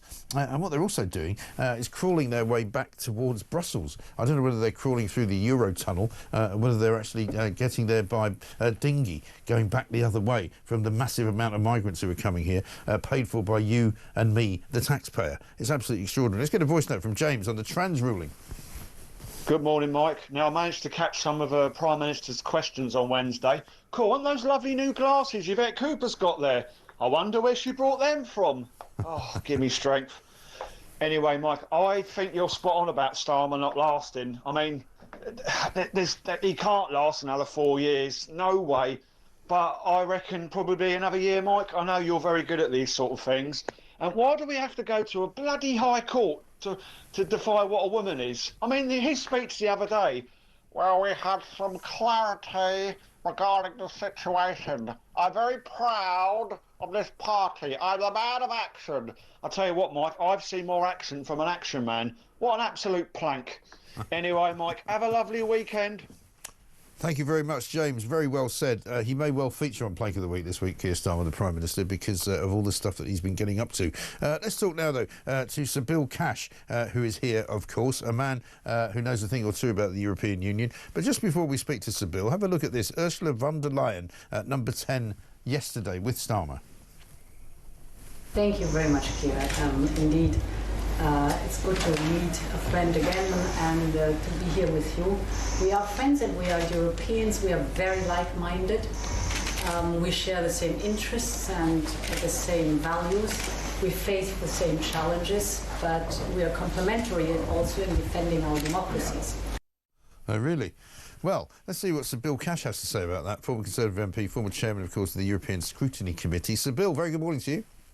Good morning to you. Do you, like me, feel slightly uneasy about that conversation you just heard? I don't feel just uneasy. I'm absolutely appalled to say that von der Leyen, see her actually saying that she and Keir Starmer have the same views, the same values, is complete nonsense. Yeah. This resetting that's going on, as they've put it, is a betrayal on a massive scale. Yeah. They abolished the European Scrutiny Committee, which was the select committee which since 1972-73 had been running the investigations into European matters as a select committee, of which I was chairman for 14 years. They abolished that in one line in a 5-minute discussion in the House of Commons. So there is nothing in common between us and the European Union and what von der Leyen is saying. Well, there isn't in terms of the two nations or the bloc of the EU and us and our country. But tragically, I think when she talks about her and Keir Starmer, I think they are as one, and that's why it's worrying, because he's clearly pushing us ever closer to being back in. Absolutely right. And the bottom line is that they are passing legislation shadowing the European lawmaking. And we've got this huge summit coming up on May the 11th. And God knows what that's going to produce. It looks like a terrible betrayal of the British people. Yeah. Because we were subjugated to their lawmaking by majority vote in the Council of Ministers of making of the laws against the United Kingdom, and at the same time we were actually being put in a position of being subjugated to their decision making and their lawmaking. That is the key position, and that is what is going on at the moment. As far as I can see, they're going to take us back if they possibly can. Yeah, and on several fronts as well, because they're already talking. I mean, we had this ludicrous energy security summit yesterday, which didn't appear to have any point other than to say that we're all friends together in Europe, and they're going to have some kind of joint net zero policy, which is one concerning. Secondly, they're talking about merging again on food standards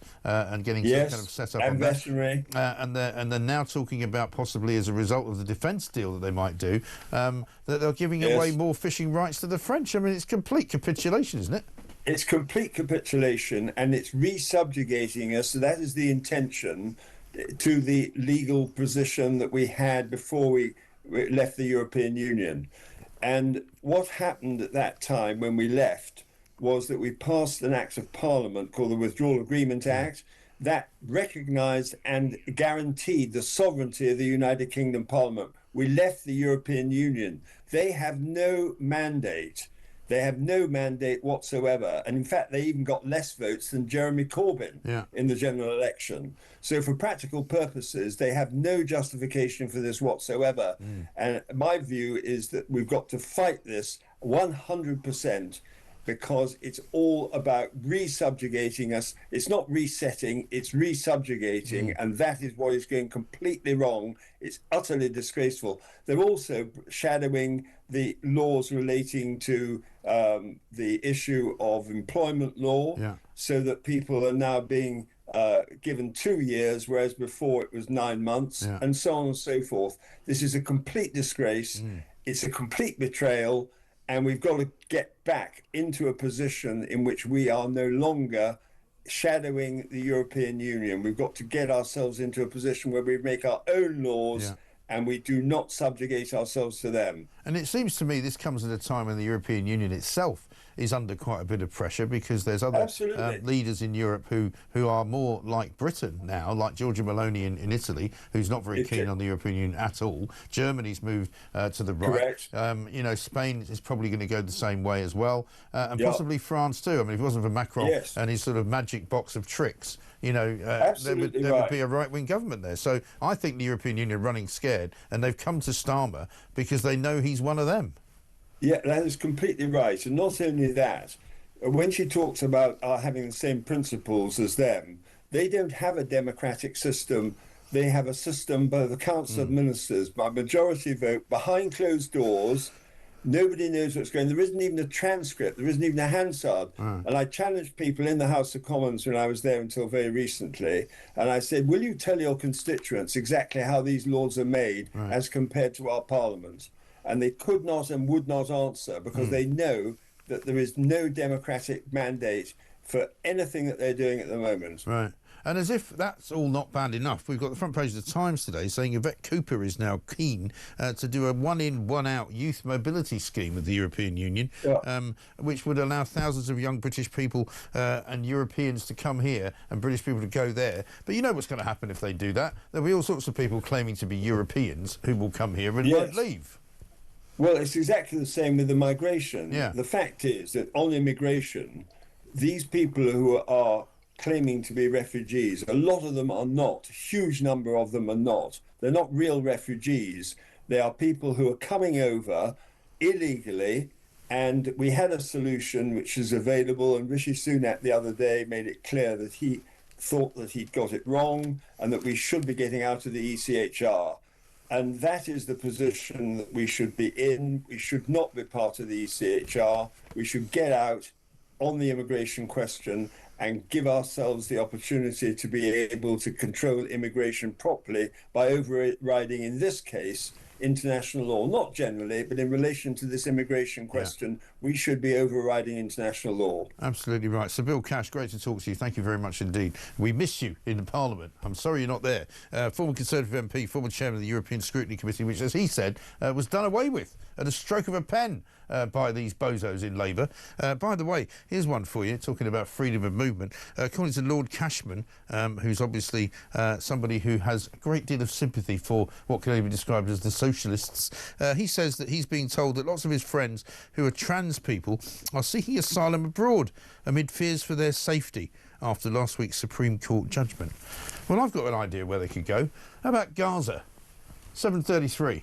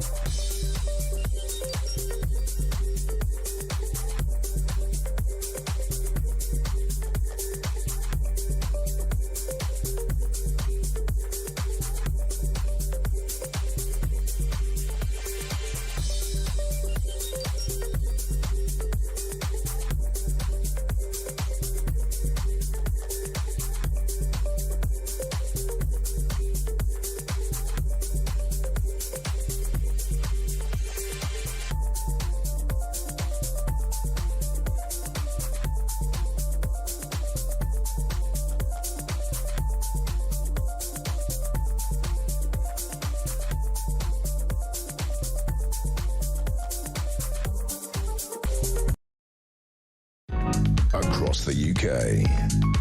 On DAB+, on your smart speaker, on your smart TV, and on your side. This is Talk.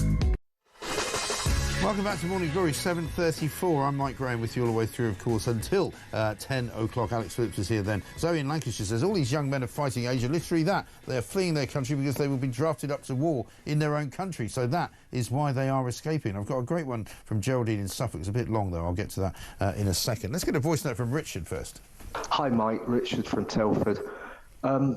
Mike, about this migrant business and all the money they're getting. Well, I'll give you an example. Yesterday, I was in my local pharmacy, and there's a bloke in front of me from one of these hotels where all the asylum seekers are. And the pharmacist's giving him his prescription for whatever, and trying to make him understand whether he's got to pay for this or not. And he couldn't speak a word of English. And they had the pharmacist there, 2 assistants, trying to find out whether he worked or whether he got it for free or what. In the end, I just said, listen, you might as well give it him for free because he's getting everything else for free. It really hacks me off, Mike. I've worked all my life and put into this system, and this guy doesn't speak a word of English, comes over here and gets it all for nothing. It is extraordinary, isn't it? And that, I think, is what annoys people the most, because it really should annoy you. Because, unfortunately, and we've gone from being, you know, a tolerant and reasonable country to being literally the world's dumping ground, and that's the problem. Let's talk to Mari Yamauchi, former athlete and Olympian, who has got a glittering career of professional athletics behind her, and who wants to talk about this weekend, because this weekend, of course, it's time for the London Marathon, one of the premier marathons in the world, something that a lot of people think is a fantastic event for London, a fantastic event for Britain. I'm probably, as you might know, not quite as enthusiastic about that, but one of the things that they're doing, as far as I'm concerned this weekend, is breaking the law, because they're going to allow women who are self-identifying as women to run in the women's section of the race. Mara, very good morning to you. Good morning. Thanks very much for joining us. I mean, how are they getting away with this? Because surely they're breaking the law by allowing this to happen, aren't they? They are, yes, and they're also breaking UK athletics rules, which have been in place since the 31st of March 2023, which is when UK athletics banned all post-puberty males from the female category in licensed events. Yeah. The England athletics licence granted to London Marathon covers the entirety of that race, including the mass race. Therefore, UK athletics rules apply to the mass race. Males are not allowed in the female category. But London Marathon have just said, right, we're going to ignore UK athletics rules, make up our own. Men are welcome in the female category. People say the mass race is all about fun and enjoyment. It's not a competition. But let me give you an example. I've just looked up the 5,000th man and woman in last year's mass race. The 5,000th man ran 3 hours 12. The 5,000th woman ran 3:55. So this isn't just about elite level. Sex matters. Yeah. Male advantage matters at all levels. And you know, London Marathon allowed men to break UK athletics rules by running in the female category in 2023, 2024. They've said they're going to do that again. They've said they're going to allow men in the female category on Sunday. You know, the law is clear. The Supreme Court has ruled unanimously. It's crystal clear. The chair of the EHRC on the Today programme about a week ago said, yes, males must be excluded from the female category in sport. Yeah. And yet, the London Marathon director, Hugh Brazier, says he's waiting for more guidance. This has been clear for years. Why are they persisting with allowing men in the female category? Yeah. Well, the guidance, if he seeks it, is pretty clear, because all he has to do is listen to the statement that came out from the Supreme Court a week ago on Wednesday, in which they made it very clear what the law is, and they made it very clear that only biological women born as women could be considered women. And so therefore, you know, how much more clarity does he want? This has been clear for years. In September 2021, the UK sports councils, including Sport England, issued guidance which made clear that to have fairness in the female category, you couldn't have males in it. Then in February 2023, the EHRC issued a statement clarifying the law after UK Athletics took bad legal advice. Hmm. Then in March 2023, UK Athletics said no males in the female category. This has been clear for years, and yet the London Marathon continue for the third year in a row to say, yeah, men are welcome in the female category. I just don't know what it's going to take. And, you know, there's a wider issue here, which is UK Athletics is the regulator of the sport in the UK. London Marathon are just flouting their rules. Yeah, it would seem so. I mean, I heard you speaking on Times Radio last week about this, about the fun run, the park run, where people were arguing, oh, it's just a bit of fun, you know, as they'll probably say about the marathon. But you were very right to point out that it's not just a bit of fun, because people who race in these marathons, even if they're very much amateurs, they're only doing it for the first time, they want to know what their time is. They want to know whether they came above somebody or below somebody. They want to know, in some cases, if they're in the top 20 or the top 30. You know, they're timed from the beginning. They leave the starting line to the finish line. It's a race. You can't argue it's not. Exactly. I mean, for some people, it is just a bit of fun. They don't care how fast or slow they run. They don't care what position they finish. But this is a competition. It's a licensed competition. It's not a mass jog from Blackheath to the Mall. And, you know, it isn't the case that everybody in the mass race is only there for fun and doesn't care. Right. Some people care. For some people, it matters where they finish. And if it, you know, if London Marathon want to claim that 100% of people in the mass race don't care, why are they producing official results? Why are they producing times? You know, the people doing it for fun can't give away fairness for everybody else. No, exactly right. Also, I don't know anyone who's ever run in a marathon who hasn't told you what time they got. You know, I mean, I would challenge you to find anyone who can do that, because they all do. Quite right. What's wrong with it? You know, I don't mind them telling me the time, but they, you know, it's like vegans. You know, they always tell you they're a vegan before you've asked them. If you run in a marathon, they tell you what their time was. Yeah, and many people say, you know, I'm aiming for top 50 or top 100 or 1,000 or whatever, or I'm aiming for such and such within my age category. You know, the mass race has a lot of fun runners in it, but it also has a lot of excellent masters runners in it. You know, older people could be setting British masters records.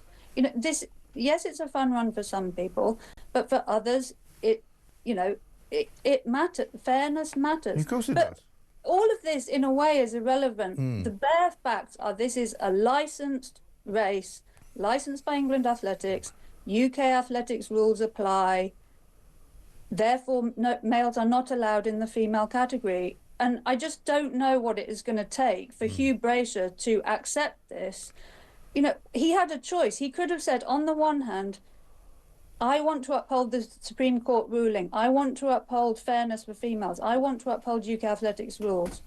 Men are welcome, just not in the female category. Yeah. On the other hand, he could have said, oh, we're going to wait for more guidance. It's not clear. Men are welcome in the female category on Sunday. Yeah. He chose the latter. I just don't understand it. Surely he could have also said, as a third option, you know, men are welcome to run as women if they wish in a separate category altogether, which is, I don't know, I'd call it an open category if you want. Well, London Marathon have a third category. It's called the non-binary category. Oh, so, yeah. Males Why can't they run in that then? Yes, they can. Males who identify as women, if they can't bring themselves to run in the male category, could run in the non-binary category in order to stay out of the female category and let females have fairness. Yes. So, yeah, you know, men, if men want to dress as women, wear their false breasts, wigs, whatever, to run the marathon, nobody cares, but that does not make them a woman. They have to do it in the male category, or if they can't do that, in the non-binary category. You know, women and girls are of all levels and all ages deserve fairness. Yeah. Totally agree with you. Thank you, Mara. Let's hope that they see sense in time for next year. Maybe somebody can threaten to pull the licence, but I very much doubt it. Mara Yamauchi there, former athlete and Olympian, who's run many marathons and who says fairness is what it's all about. And she's absolutely right.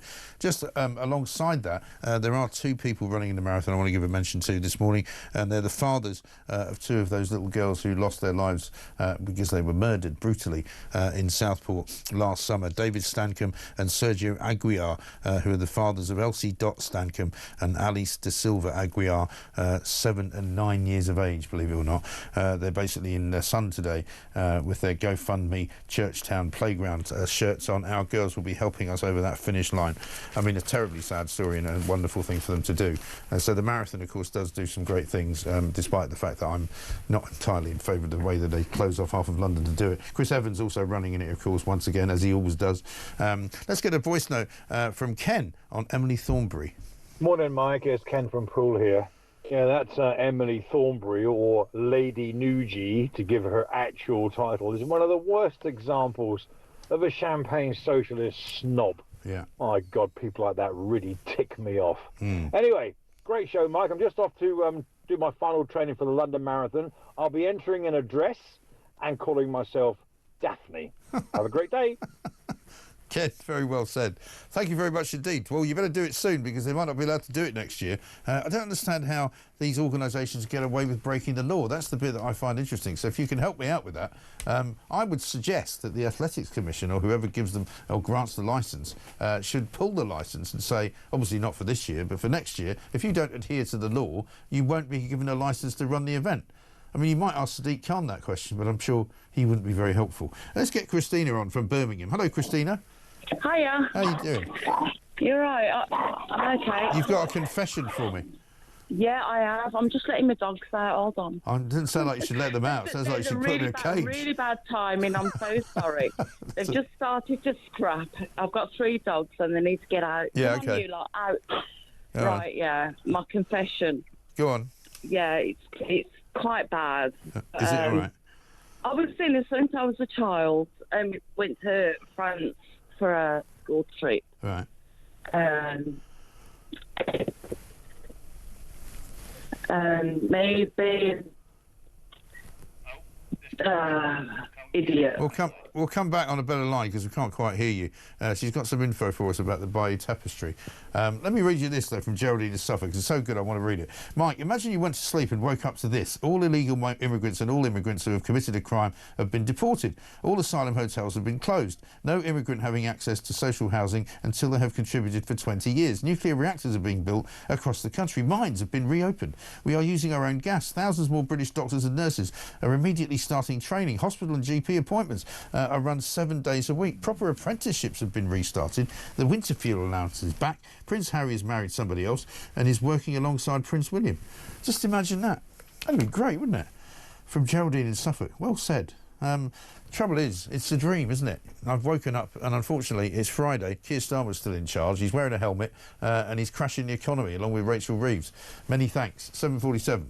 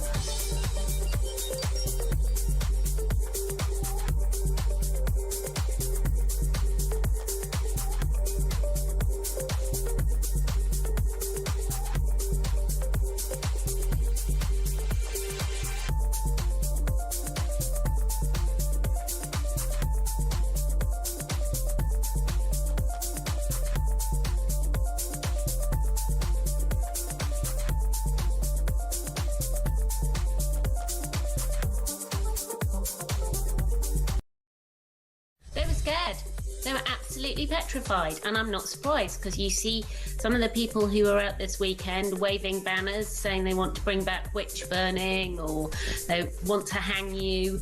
And even people who are supposedly reasonable, and I use that word very loosely, cannot bring themselves to condemn these people, and the ones who are on their side will never ever say it was wrong.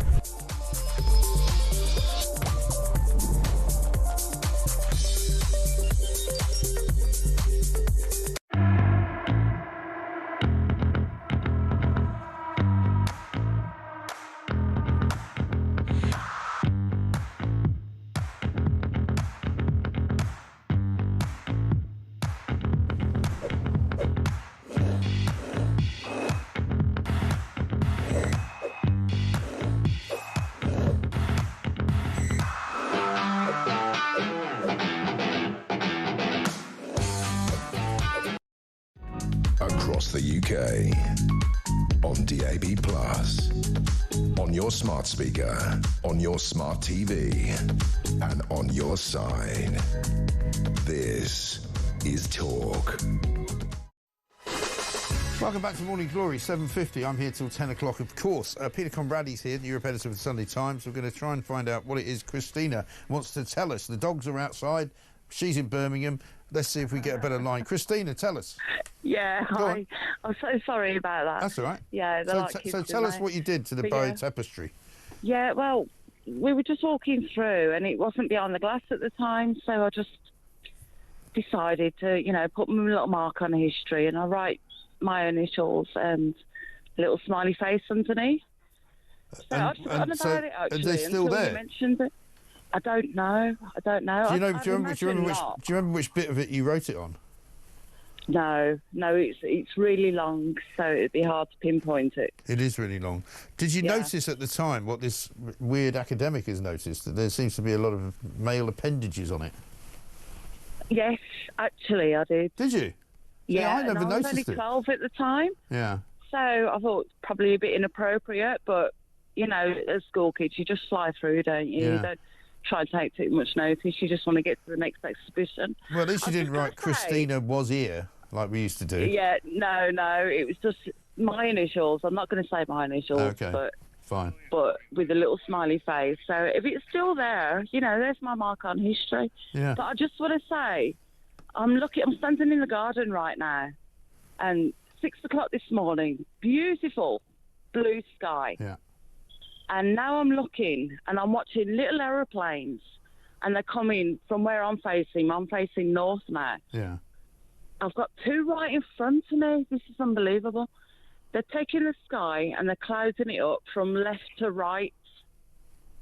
What do you mean, clouding it up? They're cloud seeding, whatever cloud they do. seeding. Whatever they do. Can you see that? Yes, I can see it right here, directly in front of me. It's coming from left to right. Uh-huh. And I've got two planes right above me, Right. two small planes. So you're going to start raining soon? Leaving chemtrails. Well, it's gone cloudy. Oh, well. And it's going to go cloudy on the right soon as well. Okay. Well, they're going to block out the sunset as well. Don't worry. Christina, thank you very much indeed. Christina confessing there to a crime that she committed in France. I don't think you can be extradited for that. Let's talk to Peter Conradi, Europe editor of the Sunday Times, who may not have heard anything like that in his life. Peter, very good morning to you. Good morning. Yeah, I can't remember if those initials were there last time I saw the bear test. No, I can't really. I didn't spot them. Let's talk a little bit about, before we go on to the Ukraine situation, but it's sort of connected. I was Ursula von der Leyen's in London. She's talking to Keir Starmer about, sort of, amongst other things, a defence policy that's going to be united. But the front page of the Times today has got defence people in London now saying we probably won't send any troops to Ukraine because actually we don't think it's very safe. It's a bit risky. Well, that was always going to be the case, wasn't it? I think it was. I think it certainly was. I think we even discussed that last time I was on. Yeah. I mean, there was real uncertainty, I think, about what Keir Starmer and President Macron of France wanted to do. I mean, people were saying, oh, we want to send a peacekeeping force there, or at one stage there was some suggestion they might even go along the border. Yeah. But it's been gradually scaled back and back and back. And all we're talking about really is sending a few troops way from the border to do training in the west of Ukraine, which was in fact what they were doing before the invasion in 2022, and which made absolutely no difference whatsoever. So this plan has gone from some grandiose scheme to absolutely nothing. Yeah. Really. Well, I mean, the coalition of the willing, I was already calling it the coalition of the unwilling pretty much straight away, because it was really only Britain and France that were kind of interested in any way in it. Giorgia Meloni already said that Italy wouldn't join in. The Germans weren't quite sure. They were happy to send more weaponry and some more money, but they weren't really committing to anything. But Starmer in the Telegraph today is apparently challenging the Trump peace plan, but nobody really believes the Trump peace plan is even going to happen. And he's pictured sort of, hanging around with some military hardware, the classic prime ministerial wearing a military helmet, looking like a helmet, quite frankly. Yes, well, I suppose it beats a yellow high-vis hard hat, doesn't it, really? But only just. Only just. Yeah, but I mean, he keeps sort of trying to play the part of this kind of, bridge between the European Union and America. But every time he tries to do it, it's even less successful than the last time. Yeah, I mean, ultimately, I think what is clear is that the Ukrainians are being forced ultimately towards doing a deal. Yeah. And that you can't get away from that, because Trump's line, the Ukrainians don't have any cards. They have some cards, but they have fewer and fewer cards. Yeah. And so what we're talking about, I suppose, is how to make it, this huge climb down, acceptable to the Ukrainians. Yeah. And it's going to be tough, and it's going to smack of betrayal, I think. But ultimately, what else can be done? Well, that's the point, isn't it? And for those who want to keep the war going because they think that Ukraine can win, they're kind of losing the argument as time goes on, because somebody said yesterday, well, Trump could have said to Putin, if you don't stop what you're doing, we'll give Ukraine the means to actually completely and utterly defeat you. But nobody really wants that, and nobody wants to see that, because that's practically a de facto World War III situation. And at the end of the day, the peace plan, it may be unworkable at the moment, but they'll make maybe some form of it work, because, even Zelensky can't guarantee that he's going to be able to give up any land, because it's not his constitutional right to do so. No, that's you then get into sort of legalese kind of thing. For example, one of the big discussions going on is Crimea, which the Russians have held since 2014. Right. And there's talk that the Ukrainians will be forced to accept, in strict legal terms, the Russian accession of Crimea, which of course they won't do. Right. Because they can't, because that would be against their constitution. But on the other hand, is Ukraine going to get Crimea back? No. Do they ever realistically think that they would have got it back? Right. No. So, there are going to be, as ever with these negotiations, there are going to be an awful lot of compromises that are going to have to be made along the way, and things that perhaps initially seemed impossible will find that there will be a diplomatic way of doing it. But you can't get away from the big picture that the Ukrainians are being squeezed. The Europeans, talk the talk, but we haven't got the weaponry, we haven't got the will to intervene on their side. And, it's the Ukrainians are going to ultimately, I think, have to accept a frozen conflict with the Russians effectively occupying a large chunk of their country. And maybe the magic trick that Trump can pull off is to convince Putin to give something up. Some other area, whether it's the Donbass or something, where they say, look, you must at least show willing in some way, stop doing this or give this bit up, and then we're all done. Yeah, there is one wiggle room, one piece of wiggle room, as it were, on certain areas, because Putin has formally annexed 4 of the provinces in the east of Ukraine in the Donbass. Yeah. He's formally annexed them to Russia, but he doesn't actually control all of them. Right. So one could say, right, well, you can only keep those bits of them that you've got, and you don't get the whole province. Is that a concession? Probably from a Ukrainian point of view, not really, but it's still something. Yeah, exactly right. Well, we'll continue to watch with interest. I don't think it's going to be done anytime soon. Peter Conradi, thank you. Europe editor of the Sunday Times. Brilliant. Here from Steve. I think I'll enter my first London Marathon next year. Identify as a greyhound and hope for a top 10 finish, unless there's a few self-identified ostriches in my category. Yeah, very good. I see what you did there. And one from Alan, who says £41,000 per migrant funded by taxpayers, a multi-billion-pound tax burden, an elephant in the room for our establishment. My dad is a Korean War veteran with serious seriously injured, nearly killed. He paid his PAYE tax for 40 years, bought his own house, using tax money. He now needs residential care and is being charged £85,000 a year. The Ritz would be cheaper. Where is the fairness? Very good. Alan in Middlesbrough there. Absolutely right. John Rentoul coming up next after the news right here on Morning Glory.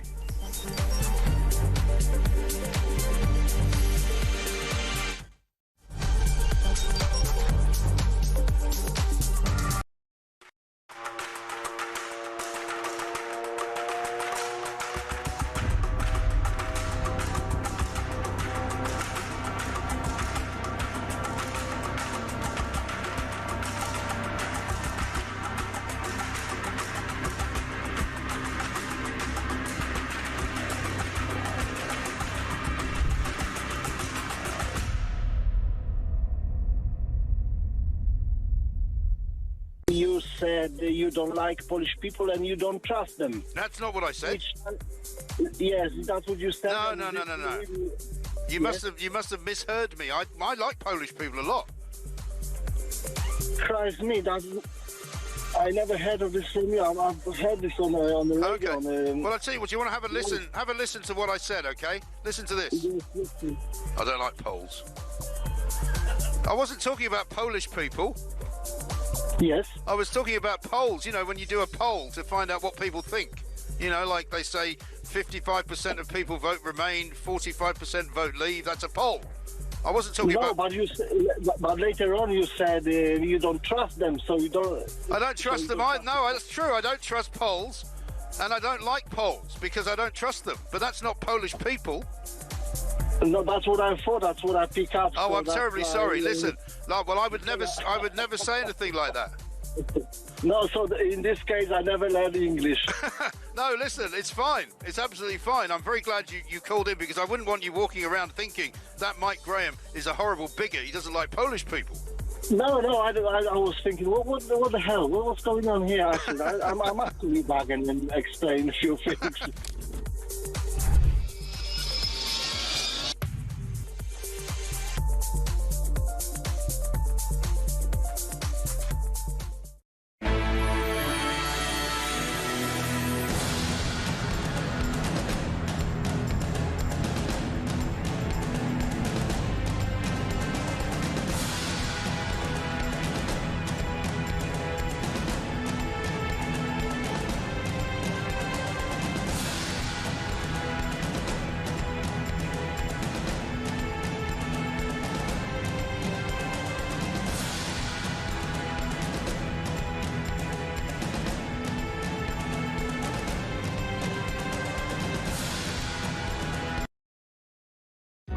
Across the UK, on DAB+, on your smart speaker, on your smart TV, and on your side.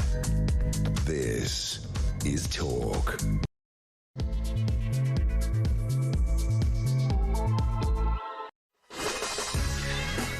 Welcome back to Morning Glory. Coming up to 3 minutes past 8. The sun is high in the sky, ladies and gentlemen. It's going to be a nice weekend, I think.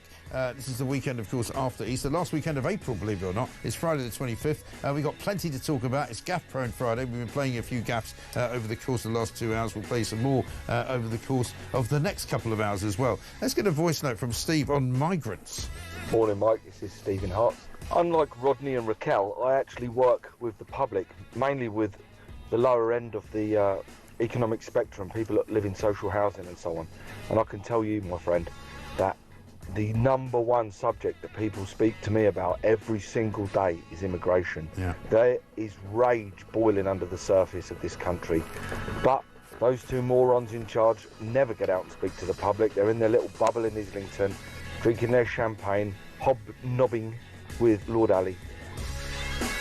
Absolutely right, Steve. Thank you very much for that. Front page of The Sun today, raking it in. Hotel group housing asylum seekers were paid £700 million a year by taxpayers. Absolutely incredible. A group called the Stay Belvedere Hotels Limited. They run 51 UK sites. They've got so many people in their hotels from seeking asylum that basically they're making it a fortune out of it. £700 million a year in taxpayers' cash. Incredible stuff. We'll be talking about that coming up. John Rentoul's here. We'll also be talking about the state of Ed Miliband. I'm wondering whether it's time to take him away and lock him up in a dark room for his own good, because he seems to have gone completely stark-staring bonkers mad. First of all, he wants to charge money to people for living in different parts of the country, different rates of electricity.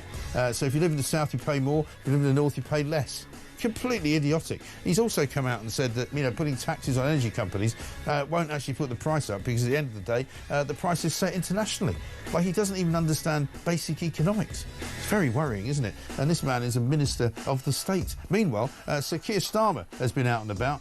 He's been welcoming Ursula von der Leyen into Downing Street. Have a look at this as he touches her on that shoulder. Oh, there he goes. Oh, he can't help it, can he? He just has to put that hand out and touch somebody like he did with Donald Trump, like he does with everyone, in this really, really weird way. It's such a kind of, just a creepy thing to do. He doesn't do it with any warmth. He doesn't do it with any kind of sense of, you know, relativism. It's just, he just wants to put his hand on you. Very odd behaviour indeed. We'll talk about that. He was at the Energy Security Summit yesterday, along with all the bosses from GB Energy. Jürgen has not yet been heard from, but, you know, you can tell that he's absolutely, you know, puffing himself up to his fullest degree so that he can become the great colossus of the energy business in this country. Also, we'll be talking about a place in London that's selling an apple for £15 to some obviously very stupid people. Shoplifting has gone to over 500,000 offences a year. That's one shoplifting offence every minute. Mobile phone thefts are now up to 2,000 a week. John Rentoul might say, yeah, but crime's going down, Mike. 6 minutes past 8. This is Morning Glory.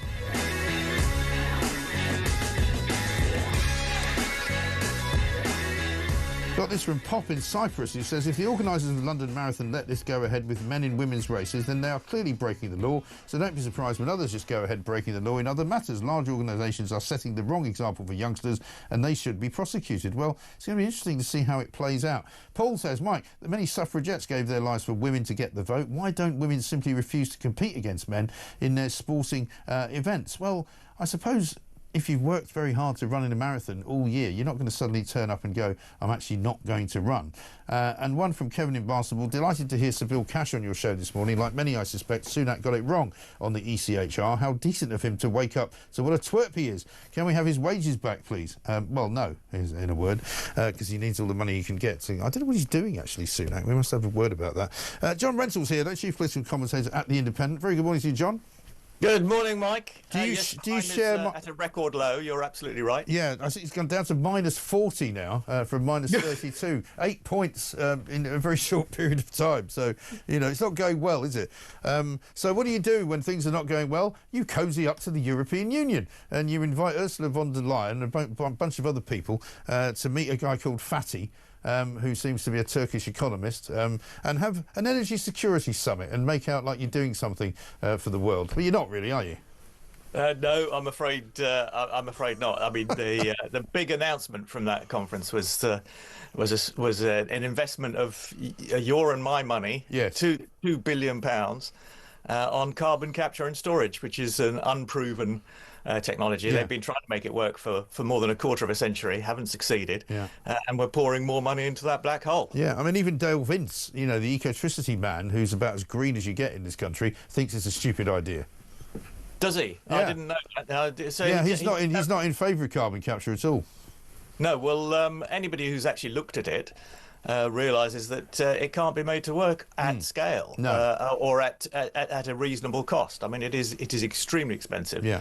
And it's not likely to get any cheaper. No, exactly. I mean, the Norwegians have done it in a very small way, and it sort of works a bit for them, but it's not the panacea that everybody thinks it is. But also, this investment that we get told about by Starmer, as you say, is our money. He's also talking about giving 300 million quid to some onshore wind project, which again is supposedly investment, but it isn't investment. It's taxpayers' money, and they've set up GB Energy as a sort of a startup, if you like, quango, to try and suck money into it from commercial sources. And so far, I'm afraid, they've succeeded in getting no money whatsoever. Well, I mean, there must be some projects which could get a commercial return. In which case, why does the government need to? Well, the trouble is, all green projects will only get a return if you get a government subsidy. And so no, I'm not sure that's entirely true, Mike. I think some of them might produce a return over the long term. I think some wind turbines and solar power. Land-based. But if that's the case, then why are companies not rushing to get themselves invested in it? And the reason is because they can't they don't know that if it will give them a return, and they will only do it if they get substantial investment from the government. A very good question, and to which the government has no answer. Right. I mean, Ed Miliband yesterday was absolutely making himself a laughingstock, I thought. I don't know if you saw some of the interviews that he did, but I'm going to... I did. Well, actually, Mike, I must come to Ed Miliband's defence on that point. He's absolutely right on that point. That, on which one? I mean, you could argue that taxes on the oil and gas companies are too high and ought to come down, but it would not make any difference to the price of energy in this country, because the price of gas is set. But if he's right, then why is our energy price so expensive compared to other countries in Europe? Because if it's an internationally set tariff, then surely everybody pays the same money. Well, because we rely much more on liquefied natural gas than any other country. I mean, it's not a completely open and free market, so there is no single international price for gas. Well, he said that price is set internationally. But it is. I mean, you're telling me there's no single price. Well, he's absolutely right that the price is set internationally. What you actually end up paying depends on how much liquefied gas you're importing and how much is coming straight out of the ground and how much nuclear power you've got, which is why French energy prices are a bit lower. But we also pay, as part of our energy bills that we get every month, a huge subsidy for investment in green energy. Which other countries don't do, and so that's one of the reasons my electricity bill is higher than Monsieur Graham, who happens to live in Limoges over in France. That is correct. That's why. But that's what he didn't acknowledge, right? No, but that's not to do with the tax on oil and gas companies. Well, I mean, he was slightly sliding around that point. But that was the question he was asked: was if you cut the tax on oil and gas companies, then that would make energy cheaper, wouldn't it? And he quite rightly said no, it wouldn't. But that's distracting attention from the fact that there are these green levies on our bills. But if you follow the logic of his argument, then there's no point in taxing anybody because it doesn't change their behaviour. Well, that's not true. All he was making was a narrow point, was that it wouldn't actually have any effect on international gas prices. I disagree with him. I think he looked incredibly dense by the way that he was trying to explain it. Because let's have a look at it. I mean, we'll let everybody else judge it. Have a look. Another point for why this country has unbelievably high energy prices is that we tax our energy companies. No, you're wrong. I'm really sorry, but you're wrong about that because the price is set internationally. I'm really sorry, but that's not correct. OK, well, let's put commodities aside. If you increase taxes on supermarkets to 78%... It depends whether it's... If you increase taxes on supermarkets to 78%, what would happen to the price of food? It depends. What would happen to the price of food? It depends whether it's a domestic market where the price is set domestically. This is a globally unquestionable factor about economics. You're right that your point also applies. You can't flatly deny my point. I am denying your point when it comes to the question of these internationally set prices. That's the point I'm making. If you lowered the tax of 78% on energy companies to the regular... On oil and gas companies, it wouldn't make a difference to the price. In fact... Yes, it would. I'm afraid it wouldn't because the point is that the price is set internationally. But there are lots of things that factor into the price that we pay. The lots of supply chain costs you've mentioned yourself. This is a huge cost in the supply chain.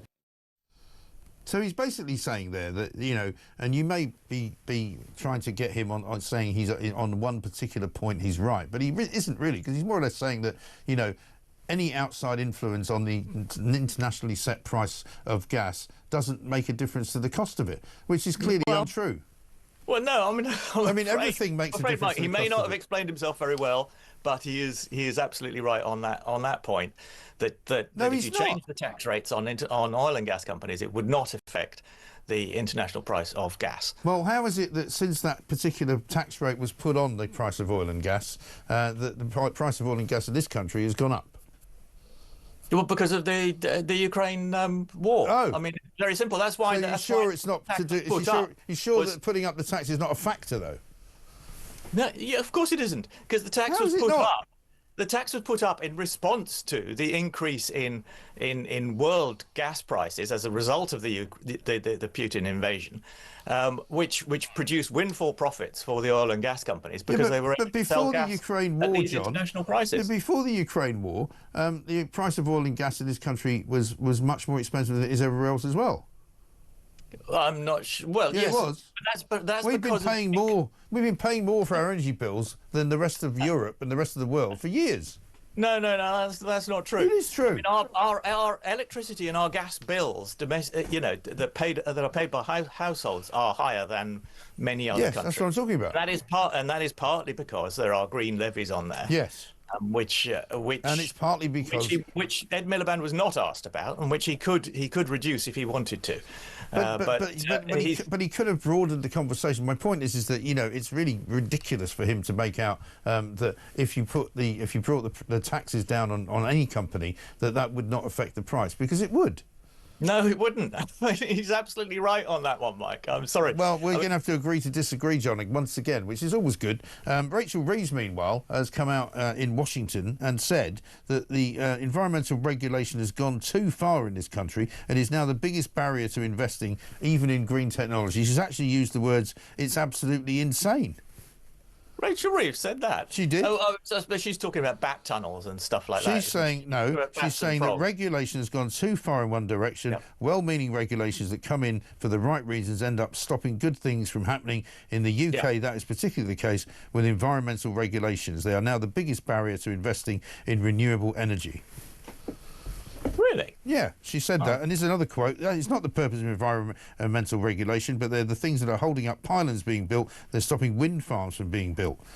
Right. So she is on a collision course with young Mr. Miliband, because he can't make up his. I'm not sure she is. He can't make up his mind whether net zero is good for the environment, because he's quite happy to wreck the environment. He thinks British Steel should keep their blast furnaces. He thinks we should have an expansion of Heathrow Airport, and he thinks we should get another runway at Gatwick.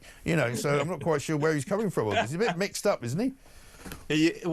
He has retreated tactfully from all sorts of positions because he wants to keep his job, because he thinks he's... What, you mean he has no principles? Is that what you're saying? I think he has this slightly messianic view of himself as being the one true green in the government who's defending the policies for net zero. Because it's all he's got, really, he's going prepared for to him, make isn't it? compromises in order to retain his position. Because Yeah, but if otherwise, you're trying to be messianic... he'd be in danger. Yeah, but he's a messiah that makes compromises. Not much of a messiah, then, are you? Well, he's a politician. Yeah, well, I'm sorry about that. Here's another clip of him reading a letter from King Charles. See what you make of this. I want to end with the following message from His Majesty the King that he has asked me to read out to you all, because this summit is something that he was very much personally interested in. And this is the message from King Charles. As we all navigate the transition to cleaner energy for our planet and energy security for our citizens, summits such as these are of vital importance in facilitating shared learning between nations, particularly those in the global south and across the Commonwealth. Events over recent years have shown that when well managed, the transition to more sustainable energy sources can itself lead to more resilient and secure energy systems. While each country will follow its individual path, there are many shared challenges and opportunities on which we can work together as partners. And he ends by saying, I wanted to take this opportunity to thank you for participating in this summit on the future of energy security, and to send my warmest, best wishes for productive discussions over the coming days. What a load of old rubbish. I mean, he might as well be a politician as well, King Charles, now, mightn't he? I mean, that letter means absolutely the square root of sweet FA. No, I think it's worse than that, actually, because I think he is endorsing what is close to being a party political event. I mean, it might as well have said printed and published by the Labour Party at the bottom of it. Totally. Absolutely right. And I mean, we know that he's always been interested in the environment, old Charles, but he's now the king, and he should keep his nose out of such matters, shouldn't he? I could not agree more. Mike. I think he came very close to the line there. Yeah. I mean, this is an international conference, so you could see that the king has some kind of role in sort of handshaking and sort of. Well, they could sort of wheel him out, couldn't they? International visitors. They could wheel him out. Yeah, he does seem to have this belief that the green stuff is non-political. Yeah. Whereas as you and I know, it is intensely political. It involves a lot of very difficult political decisions and trade-offs. Yes. Which people disagree about. And he's taking one side on that, and I think that's extremely unwise for him. Exactly right. And also, since we're all in such a crisis in Western Europe, I was a bit surprised to hear Ursula von der Leyen talking about, setting up, pipelines and sort of, energy frameworks for the sub-Saharan Africa, so that you can have a nice, happy pipeline or electricity supply running from east to west in Africa. I'm going, well, it'd be nice if you could get a mobile phone signal in Dorset, actually. Never mind bloody Africa. Thanks very much indeed. And a lot of people this morning are a bit upset about Starmer, who appears to be sort of crawling back through the cat flap in Brussels to get back into the European Union. I'm sure you'd probably be quite happy about it. I think that's entirely sensible. No. Of course it is. One of the costs of Brexit, unnecessary costs, was that we had too hard a Brexit, and we're paying a price on that. I don't think it was hard enough. With the European Union. Yeah, well, you would rather be poor and free, I'm sure. But I think the balance should be struck differently. I'm not poor, and I'm not unfree. But you think the country should be poorer? No, the country is not poorer because of Brexit. The country is poorer because of COVID and because of bad governance. That's why the country is poorer. Because if you look over in Europe, and you can just ask the IMF if you don't believe me, John, they're a lot worse off than we are. Thanks very much. Yeah, but for different reasons. Oh, different reasons. There's no question that Brexit has made us poorer because it's made it more difficult between the UK and the EU. Yes, it has.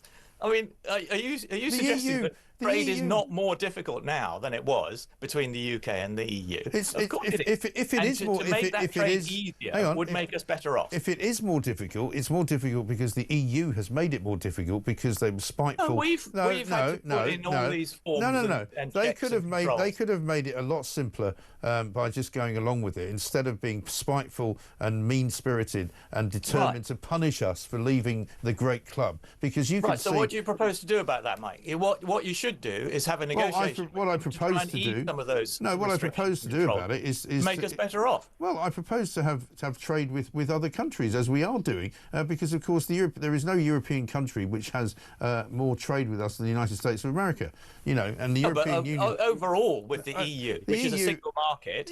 That's much more important to us than the American market. It's not actually. No. Yes, you better tell Keir Starmer that because he's very sure that he doesn't want to upset the Americans. Rachel Reeves is over there at the moment with a begging bowl, trying to make sure that we get a better trade deal because America's more important. Especially not because America's more important. Yes, because America is important. You can do both. Well, Keir Starmer seems to think so. Here's another thing that she said just before she left the IMF meeting that she was at yesterday. I hope I'll still be Chancellor when I get back at the weekend. She's got a sense of humour, hasn't she? Well, I think she needs it. A reference to Kwasi Kwarteng, who discovered via Twitter that he'd been sacked in the car from Heathrow Airport on his return from Washington. Yes. Well, if only somebody could sack Rachel Reeves, maybe we'd have some chance of recovering ourselves, but we shall see. Great to see you, John, as ever. Have a lovely weekend. Thank you very much indeed. And let's get a voice note from Nick on Ed Miliband. Nick Moore from Loughborough. Ed Miliband is prepared to burn the house down to impose his twisted ideology on the people of Great Britain. And this is born out of a frustration he has from losing the 2015 election. He craves power. He's absolutely desperate for it, and he doesn't care about us, and he will inflict as much pain as he can to get what he wants. Have a good weekend, Mike. Yeah, I'll try. Thanks very much indeed, Nick. There's not much to hold on to there. I'm now holding on to the fact that maybe Rachel Reeves will get sacked before she comes back.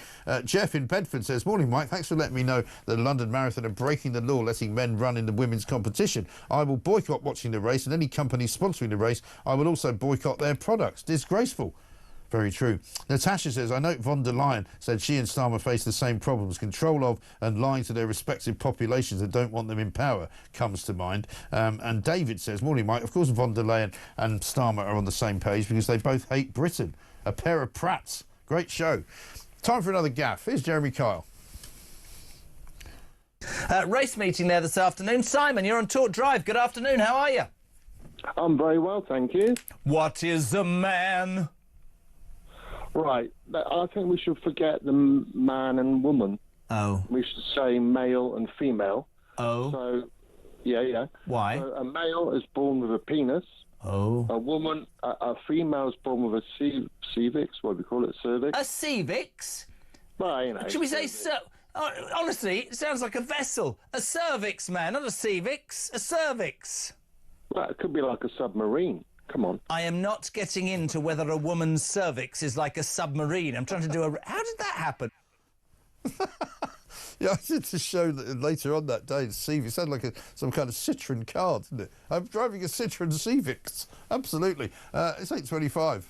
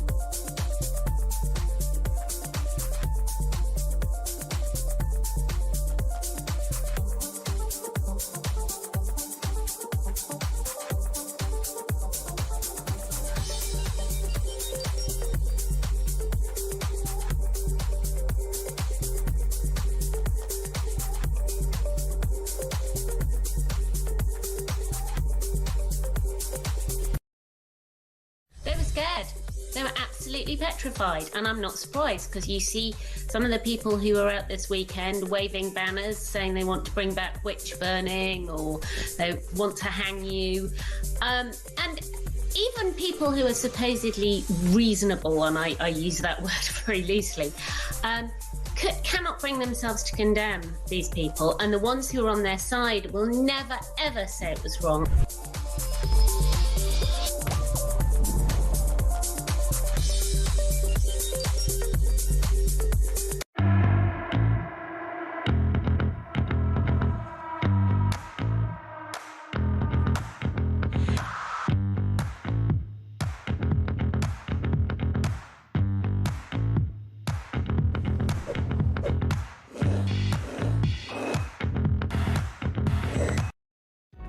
Across the UK, on DAB+, on your smart speaker, on your smart TV, and on your side. This is Talk. 8:27 coming up. We're going to be talking to Stephen Wolfe about the great story in the front page of The Sun this morning. Raking it in, hotel group housing asylum seekers were paid £700 million a year by taxpayers. Absolutely extraordinary stuff. Let's get a voice note first from Mike on Star. Morning, Mike. It's Mike from Staffordshire. Just been thinking, we've got Rachel Thieves, Rachel from Accounts, two-tier Kia, Keir Starling, and now Noble Starmer. Brilliant. Absolutely right. Thank you very much indeed. Joanna from Salisbury says, Mike, love the show. The EU made it difficult and mean-spirited to leave them because they were afraid of the rebellion they now have with the rise of the right. Absolutely true. And one from George says, Mike, I'm with you regarding energy prices. If part of our bill is tax collected by the energy company and that tax is taken away, how can bills not be reduced? Ed Millipede is arguing black is white. 99% of people would not have the front to behave like this. He's a liar and utterly shameless. Absolutely right. And Winston says, Mike, when Benedict Spence said the public's patience is slowly being eroded, I'm afraid that time has long passed. Anyone who pays any attention at all to political issues has long been hacked off about the two-tier justice system, etc. Anyone who isn't hacked off is either too zombified to care or too thick to understand. Well, we'll come back to that. Let's talk to Stephen Wolfe, migration expert, former MEP, of course, director of the Centre for Migration and Economic Prosperity. I always mention the word prosperity, Stephen, in that title because, to be honest, we're giving away £700 million a year to one hotel group, for heaven's sake. I mean, it's great business to be in, isn't it? No wonder nobody wants to stop the boats. Well, it's certainly making them prosperous, isn't it? It really is. When they come around to Christmas, they're raising a glass to the Treasury and the Home Office every single year. Incredible, isn't it? I mean, inside, free meals, gym classes, games rooms, guitar lessons, inside the migrant hotel that costs you £5.5 million a week. Well, that's right. And when you look at the way that it is, you've got Serco and Mears are the two big companies that are like really controlling the whole of the top end of the migrant hotel scam. And they got over 2.9 billion a year. I think the whole contract was about 10 billion for 5 years between three companies. Yeah. And then they distribute it downwards. So if you look at the housing companies that are making lots of money, the subcontractors, which are the hotels, then you get the non-governmental organizations that get funding from the government to help the asylum applicants. Then you get those charities across the country that are really sucking off the teat of council taxpayers' money because they're also receiving it. You look into an industry, an asylum industry that is running roughly around £20 billion a year. I mean, this is nonsense for a country that is struggling where we are. Yeah, exactly. And I mean, it comes down to many things as well. In this one particular hotel they're looking at, on the list of activities of the migrants, it was a Berchenga teacher visit. Berchenga is a little tiny village near the hotel, so presumably they are taking a teacher out of the village school to teach and speak there. I mean, I'm not sure where that little town is, but, you know, some of the things that they're getting, even the £8 a week financing, which is their money to spend on whatever it is they don't get for free. You know, once you multiply that by 38,000 people in hotels, that's quite a lot of money a week, isn't it? It is. I mean, I haven't done the exact calculation. Well, it's £250,000, more or less. Yeah, but I add that into the whole factor when I say it costs about $8 billion a year just to deal with those individuals when they arrive.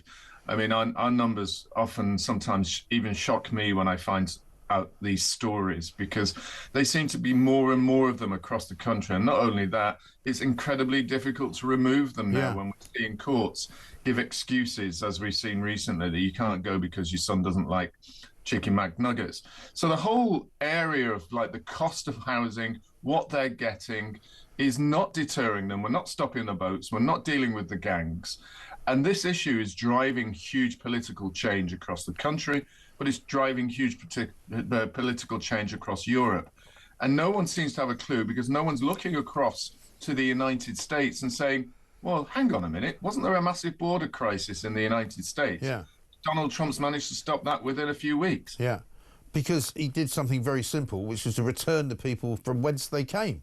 And the countries that didn't accept them or said that when they weren't sure they would take them, he threatened with all manner of tariffs and all sorts of things like that, which we could also do, by the way, including in Europe, because we're not part of the European Union. But Keir Starmer doesn't have the stomach to have a fight with the EU. He's too busy trying to crawl back through the cat flap in Brussels, as I said.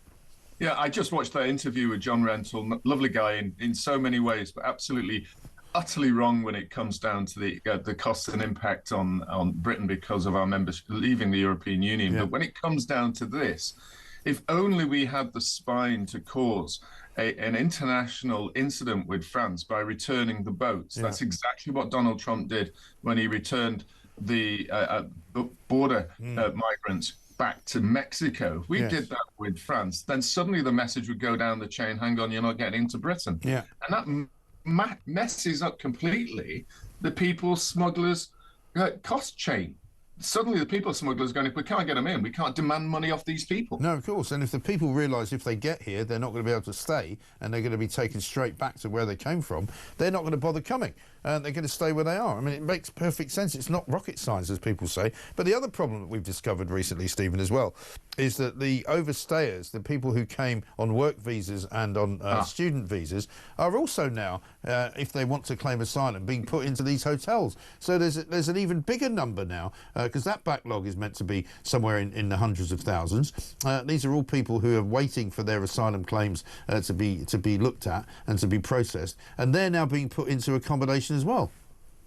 Yeah, I mean, this is a big issue that I've started to look at about 6 or 7 weeks ago, Mike, alongside the idea of what's called displacement, because I think this is going to be a massive issue with the government deciding that they need to displace people equally across the country. We saw that recent claim by was the Liberal Democrats leader, backed by 300 NGOs, saying that we've got to put like 100 people in this village and 100 people in that town.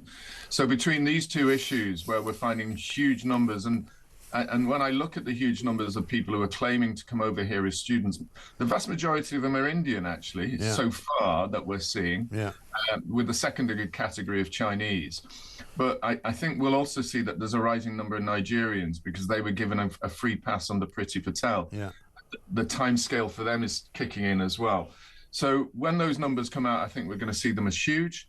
And I also think this issue that we're going to displace people across the country, in which the numbers I've received so far from an FOI and some emails to the Home Office are not clear whatsoever. No. And the other business now that we're seeing is Yvette Cooper this morning in the Times suggesting that she's in favour now of some kind of youth mobility scheme with the EU, as long as it's reciprocal and we can send kids to Europe to work and they can send kids to the UK to work.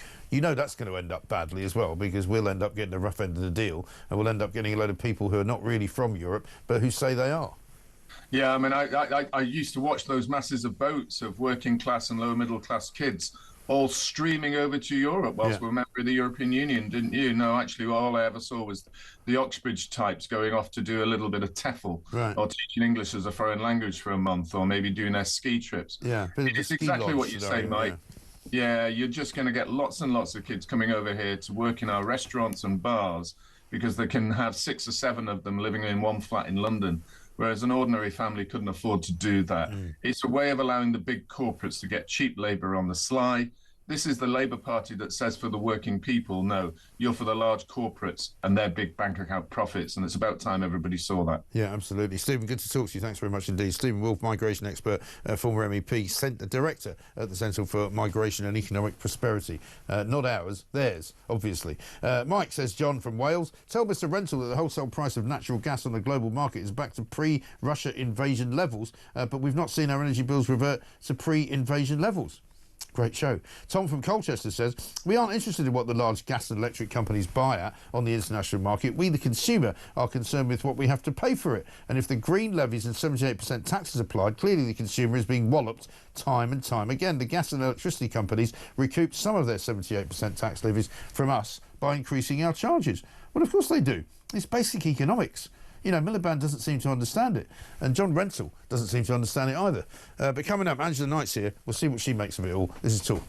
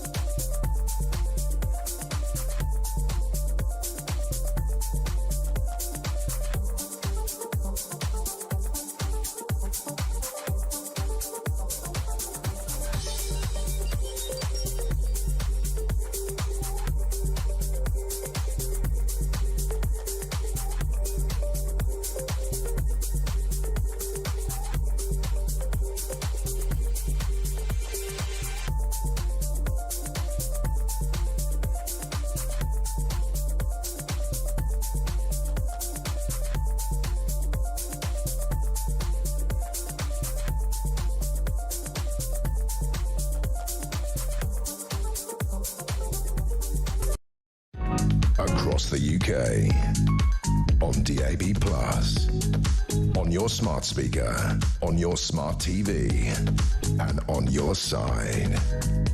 This is Talk. Welcome back to Morning Glory, 8:39. I'm Mike Graham, with you all the way through until 10 when Alex Phillips will be here. Morning, Mike, says Richard in Cambridgeshire. Dim Sun, is that what Ed Miliband's father has called him all of his life? Yeah, very good. And one from Francis in Sussex, who says, Mike, you won't believe this. My friend has found out on Wednesday that her child hasn't got into the village primary school reception class. She lives 100 metres away, but the migrant children in the local hotel take priority, so now she's got to take her child to a school 2 miles away and she can't drive. That's outrageous, isn't it? Absolutely ridiculous. Morning, Mike, says Mark, this Labour government is giving me acne. Keep up the good work.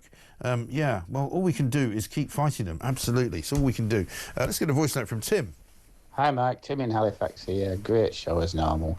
Just thinking about this one in, one out nonsense that they've come up with. Does it work in both directions then? So it works in one direction. One bit goes to Europe, so one European can come here. I think that's the way it works. I think I'm right with that. But what about when a Brit comes back to Britain? Do we then have to find a foreigner, a European, to send back to Europe? Absolute bunkum. It'll never happen. Absolute nonsense. Tim, you're a cynical man, but you're probably right. I mean, yeah, I mean, that's how it should work. But obviously, if it did work, it would be completely the opposite way around, wouldn't it? We'd end up getting a load of migrants, and hardly anybody would go from here to Europe. And everyone would say, well, they don't want to go from here to Europe, because why would they? It's much better here. Angela Knight's here, former head of energy at UK, of course. Angela, very good morning to you. Good morning. Much gnashing of teeth going on around Ed Miliband yesterday in his interview about the price of gas and how he keeps assuring us all that basically it's set into the price of it is set internationally, and if he brought the taxes down on oil and gas companies that it wouldn't make any difference to the price.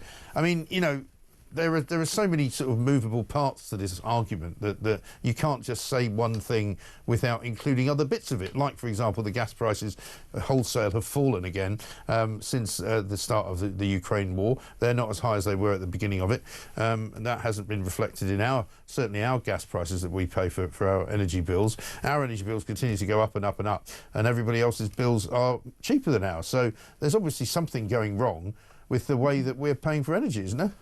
Yes, there is. There's a few things going wrong, and as you say, it's all a bit complicated. Let me try and have a go at sort of spreading them out one by one. The first thing is, as far as your energy bill is concerned, the more, if you actually look at it, you'll find that increasingly more and more of that bill is nothing to do with the actual cost of gas and electricity, but it's everything else that's added on it as well. Right. Now, we all know about the transmissions on that. That's, you know, the bringing the high pressure gas and the wires across the country, and then the network which distributes it locally. So that all sits on the bill. But then what you've also got on the bill, what's called social costs, which is costs that we all pay to the poor elements of society to have their houses insulated, right. And to get sometimes, you know, a lower price, what they call the warm homes tariff. Yeah. And then what's also added on is the whole of the environmental costs. So if you just look to the electricity alone, something like only about, what, a third of the 30-40% of the bill is actually electricity. Yeah. Everything else is the add-ons. Yeah. Now, other countries don't necessarily do it like that. So that's the first thing.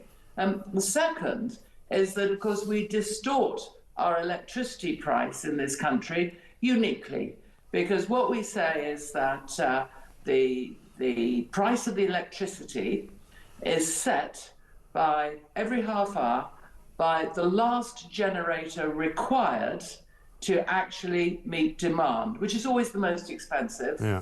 which is gas at the moment. So that means that even though you've had a lot of wind, maybe you had the old nuclear all providing electricity at that moment in time, it is the gas that will set the price of the pool regardless. So we artificially raise the cost of our electricity in this country. And right now, what you could do is you could just change that calculation. You don't have to take it like that, after all. You can do it on some sort of weighted average. Oh, there's lots of other ways that you can do it. Right. So if you add it all together, all these things that sit on the bill as well as the actual gas and the actual electricity, and you add in that calculation, which is, it may have been a good idea when they started, but right now it's not a good idea, you end up with a high-priced bill almost regardless of what happens. Exactly right. And what he doesn't do as well to reduce the prices is to admit that maybe we should actually produce more of our own fossil fuels. I mean, he was very sure yesterday at this summit, this energy security summit, that was not the way forward, and he said that it would not actually make energy prices any cheaper if we increase fossil fuel production, which is wrong. First of all, it was disputed as well by energy envoy from the US, Tommy Joyce, who said absolutely ridiculous to say that, because of course it would. You know, if we drilled for gas and oil in the North Sea and had more of our own energy, we wouldn't have to pay so much for it. Similarly, if we fracked, we wouldn't have to pay so much for the gas. You know, there's all manner of things that he could do, but he's not doing. No, he's not doing.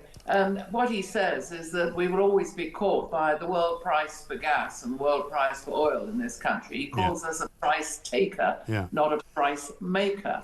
But that's only because of the way that we do it. Right. I mean, obviously, what actually happens in practice, that if you are running a gas generator, or if you are a supplier of gas, you know, to us in our homes or whatever, you don't just buy the gas on a day-by-day basis. Right. You buy a long contract forward. Yeah. And yes, obviously, you know, these contracts roll on, and so sometimes that long contract will be cheaper, and sometimes it's more expensive. Yeah.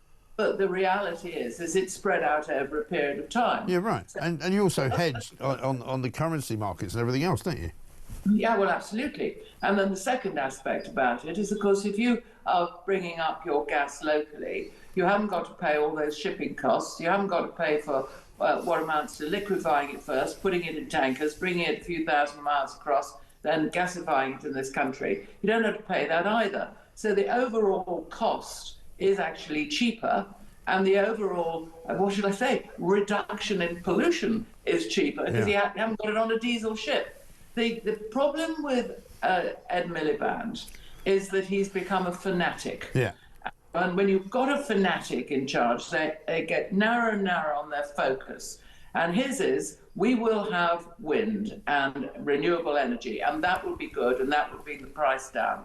As long as he has anything of gas on the system, then it will peak out our electricity prices at a gas price rather than a wind price. That's the first thing. Yes. And he can change that now.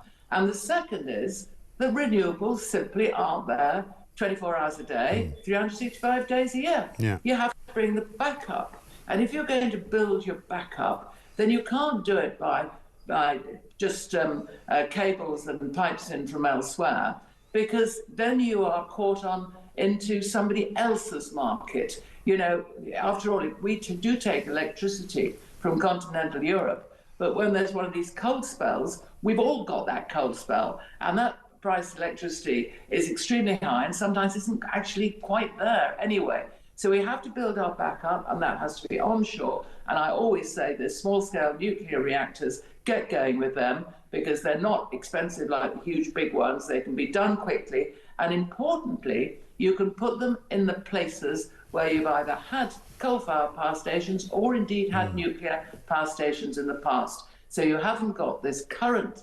difficulty, this difficulty that's been coming for ages, which says the grid isn't big enough. And right now, the problem that Ed Miliband is looking at is you've got all this wind built in Scotland and down the east side of the country, but you haven't got sufficient grid to take it from there and distribute it everywhere. Right. And that's why he's saying, what about having zonal pricing? And clearly he's testing the mood on that. And if you have zonal pricing, that's fine if your factory is in Scotland, but boy, it's not fine if your factory is in the south of England. Exactly right. And that's what he's already running away from. He's already going, oh, no, don't believe everything you read in the papers. But actually, we are looking at it. Yeah, well, of course, of course he's looking at it, because he's still got that problem. Because as long as you've got the constraint on the grid, so you can't get the power from Scotland down into England, so you end up shutting off those very wind farms that we've paid to put in place. The actual cost, meanwhile, of investing in the grid is another very big sum indeed. something in the region of 30 billion. Yeah. And this is why, to me, what needs to happen is a real sensible rethink.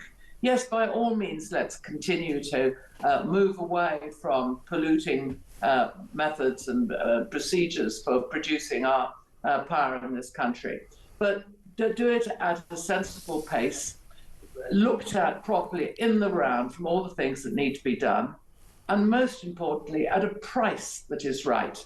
Because I know we all talk about our own home bills, and rightly so, but the reality of the big, big impact that's taking place on electricity is on our industry, who pay between 2 and 4 times more than their competitors in other countries. We will shut down our big employers at this rate unless we're very careful. Yeah, absolutely. The fanatic should never be in charge. No, he absolutely shouldn't. Angela Knight, thank you very much indeed. Angela Knight, former head of Energy UK. And if you'd ever wanted somebody sensible to talk about energy, it's Angela. And she's just said that the problem with Ed Miliband is that he's become a fanatic. And if that's not enough for you to have him removed from office, I don't know what is. It's time we put him out of his misery, put him out to pasture, put him in charge of, I don't know, the boating pond at the Serpentine or something, you know, because he's not worthy of being in charge of anything else, quite frankly. Bit of breaking news for you. Russian news agency Interfax reports US Special Envoy Steve Witkoff has arrived in Moscow for peace talks at the Kremlin. Here's Donald Trump on Ukraine last night on Fox News. So we are thinking that very strongly that they both want peace, but they have to get to the table. We're waiting a long time. They have to get them to the table, and I think we're going to get peace. We want to save 5,000 young people. I used to say 2,500. I now say 5,000. We have, Mr. Prime Minister, we have about 5,000 young people a week that are dying in that ridiculous war. And, you know, I started out because I didn't like all the money that we were paying, and then I realized how many people were dying, and that's by far the more important element right now. I'm saying we can save thousands of people, and I don't like that it takes long at all, but I think they both want to make peace. I do believe so. There's a lot of hatred there. There's a lot of very bad blood, a lot of distrust, but I think I hope we're going to get there for the sake of a lot of young people that are dying. They're sending his envoy Steve Witkoff to Moscow today. He's just landed for peace talks there at the Kremlin. It's 8:51. Let's get a quick voice note from Matt. Matt in Hove here. So these migrants that are coming over on their dinghies, and they're hundreds every week, they know it's illegal because they're paying the people, the smuggling gangs, as Keir Two-Tier calls them. They know it's illegal, so they know they're committing a crime, but they're not getting arrested for it. They're getting rewarded for it. They're getting sent to a hotel. They're getting a new outfit. They're getting 45 quid a week. They're getting 3 meals a day, pizzas. They're getting driving lessons, ping pong tables, snooker tables, going to football matches. Is it any wonder that crime is through the roof, and they go out every day in the town centres nicking stuff from Greggs and Pret? Honestly, this country's finished. There is no coming back from this. It is extraordinary, isn't it? What an absolute horror show that it is that's going on. Rob says that shoplifting figure, which is basically one shoplifting offence a minute in this country now, is a fraction of what is really taken, I'm sure. And this one, from someone whose name doesn't appear, bigger than mobile phone thefts and vehicle thefts. I had my truck stolen at night from a professional gang who stole 4 in one night last month. Look at these FOI figures for the West Midlands for February 24 to February 25. Vehicle theft. The following figures are from West Midlands Police for that period. 37 vehicles stolen per day. What? 261 vehicles stolen per week, 1,129 vehicles stolen per month, 13,545 vehicles stolen in 12 months. Vehicles recovered, 932. Crikey! So more than 13,500 vehicles stolen in 1 year in the West Midlands alone, and only 932 of them recovered. So where are they all going? Are they going abroad? Are they being repainted and resprayed and having their number plates changed? It's a massive scandal. We might have to look into this. Thanks for that. I wish you'd give us a name so we can thank you for it properly. It's 8:53.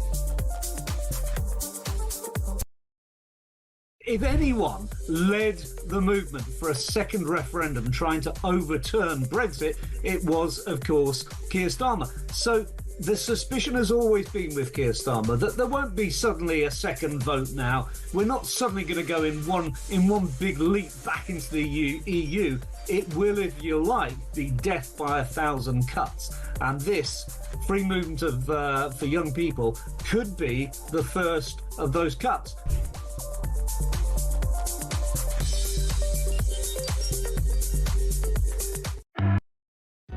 Across the UK, on DAB+, on your smart speaker, on your smart TV, and on your side. This is Talk.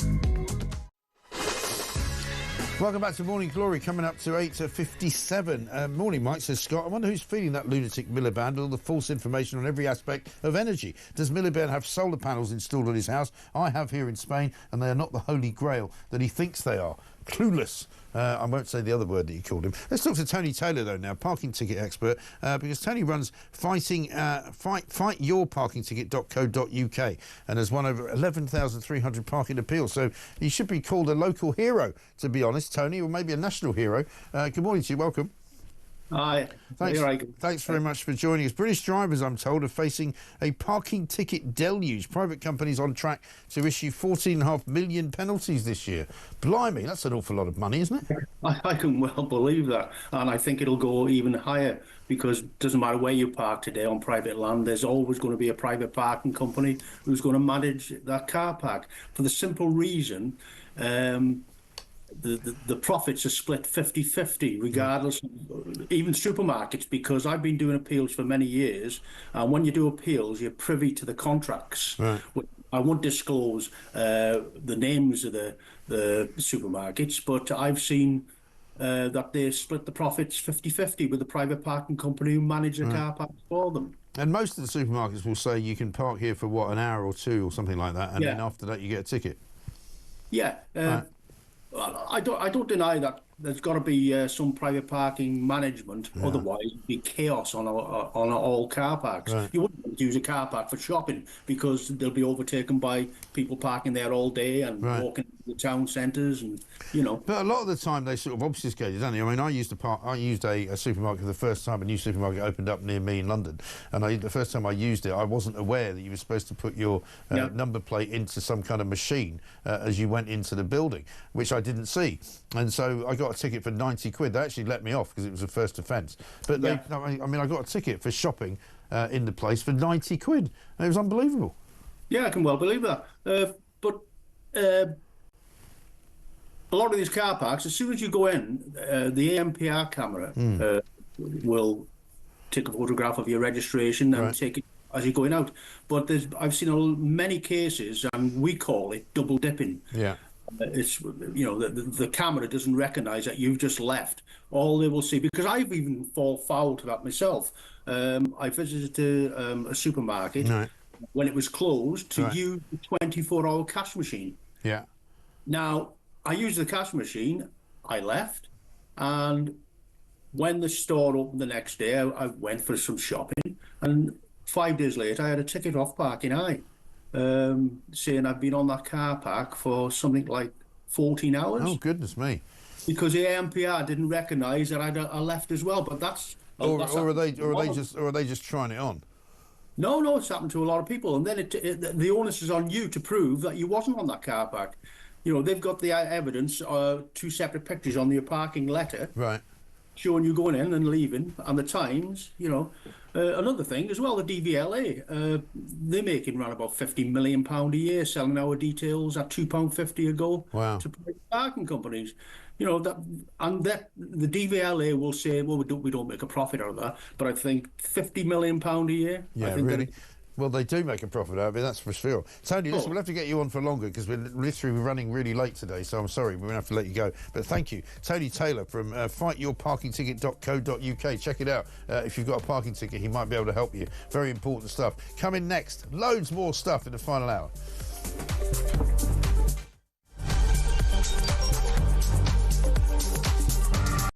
Good evening and welcome to Plank of the Week. It's the one show where you do not have to be worried about judgmental people because we'll do all the judging for you. Let's just have a look at how Humphrey Useless is now spending his time. There goes your career, mate. Over there a bit is over towards where all the migrants come in. He's jumping there. There he goes. He goes over the bar. Hello, and lady. unfortunately, it catches on his Johnson. If he's Plank of the Week, he's got a sizable plank. That's a whole different show. Plank of the Week, Fridays at 7 on Talk.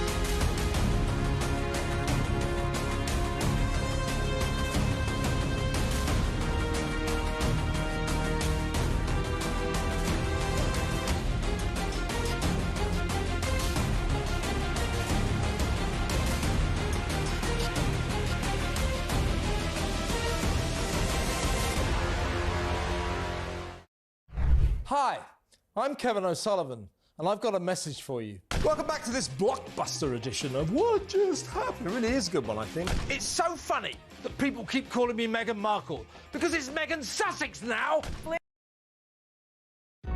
Across the UK, on DAB+, on your smart speaker, on your smart TV, and on your side. This is Talk.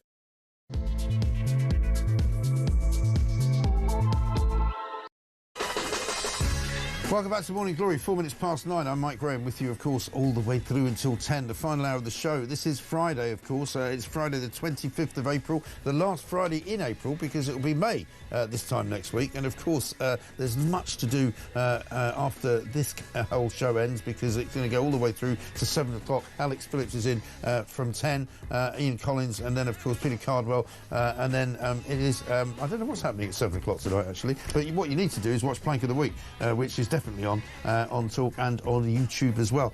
We've been talking this morning about a lot of things. Breaking news is that US Special Envoy Steve Witkoff has arrived in Moscow for peace talks at the Kremlin. We're reporting on one in, one out. This is a new policy that Yvette Cooper seems to think is going to stimulate our economy, in which we bring youth from the EU into this country to work. Remember that plan? Remember how well it went the last time? Not so well, I'm afraid. A lot of people decided they wanted to stay here. 5 million Europeans decided to stay in Britain after Brexit, which is fine and dandy, but at the end of the day, we haven't got room for that many more people, because The Sun this morning has got a remarkable exclusive. Raking it in is their front page headline. A hotel group housing asylum seekers was paid £700 million of taxpayers' money in one single year. Absolutely extraordinary stuff. We're talking about crime in this hour as well. There's going to be some more trans protests coming up at the weekend. London Marathon, of course, taking place on Sunday. They're actually breaking the law deliberately by allowing trans women to run in the women's category, and an awful lot of people are not very happy about it. Whether they're going to get punished for it, anybody's guess. We're going to talk about net zero and Ed Miliband as well. Miliband seems to have gone completely stark staring bonkers mad. He can't make any sense of even his own policies these days. And not only does he want to charge people different amounts of money depending on which part of the country they live in for electricity, he now says that if they reduce the taxes on energy companies, the prices wouldn't come down. Whatever is he talking about? He's even getting King Charles involved in it as well. We'll talk about all of those things. Also, when you turn 36, apparently it's all over. You can no longer get away with drinking. You can no longer get away with smoking. Basically, the Live Fast, Die Young brigade are going to do exactly that. And you're not going to live into a healthy old age. Well, I mean, I can tell you that that's actually a load of old rubbish. You should have seen what I was up to in my 20s and 30s. I never thought I'd make it this old, that's for sure. Let's get a voice note from Mark. Hi Mike, Matt from Manchester. Just a quick one about simple Ed. If you don't pay tax on your wages, it doesn't mean you still get the same amount of wages. You get more. If you tax your wages, you get less. It's exactly the same. 78% tax is 78% tax. Simple. Yeah, and if you get 78% tax on your profit in a company, you might be prone to put the price up of what you're selling in order to make more of a profit, because that's the way the economy works. Unfortunately, Ed Millipede doesn't seem to understand that. 0344 499 1000 is the number. Cyclists are going to face life in prison if they kill people. And the big crime story today is that the theft of mobile phones is now up to 2,000 a week in London. And the amount of shoplifting going on means that there's a shoplifting offence being committed once every minute. And it's going up to over 500,000 offences a year. Absolutely extraordinary stuff. This is Morning Glory. Let's get it on.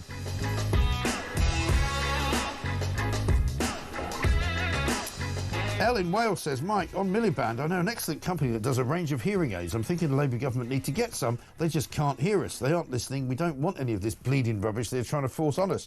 And Paul in Saffron Walden says, Mike, why is Milliband covering the countryside in solar panels, and now the government is looking at spending £50 million on a project to dim the sun? Left hand, right hand, ideologically driven idiocy.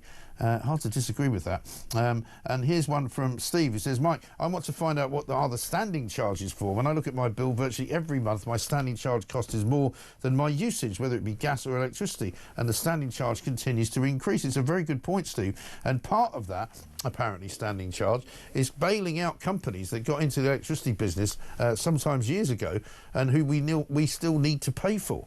Why should we be paying for it? Absolutely ridiculous. Let's talk to Andrew Griffith MP, Shadow Business Secretary.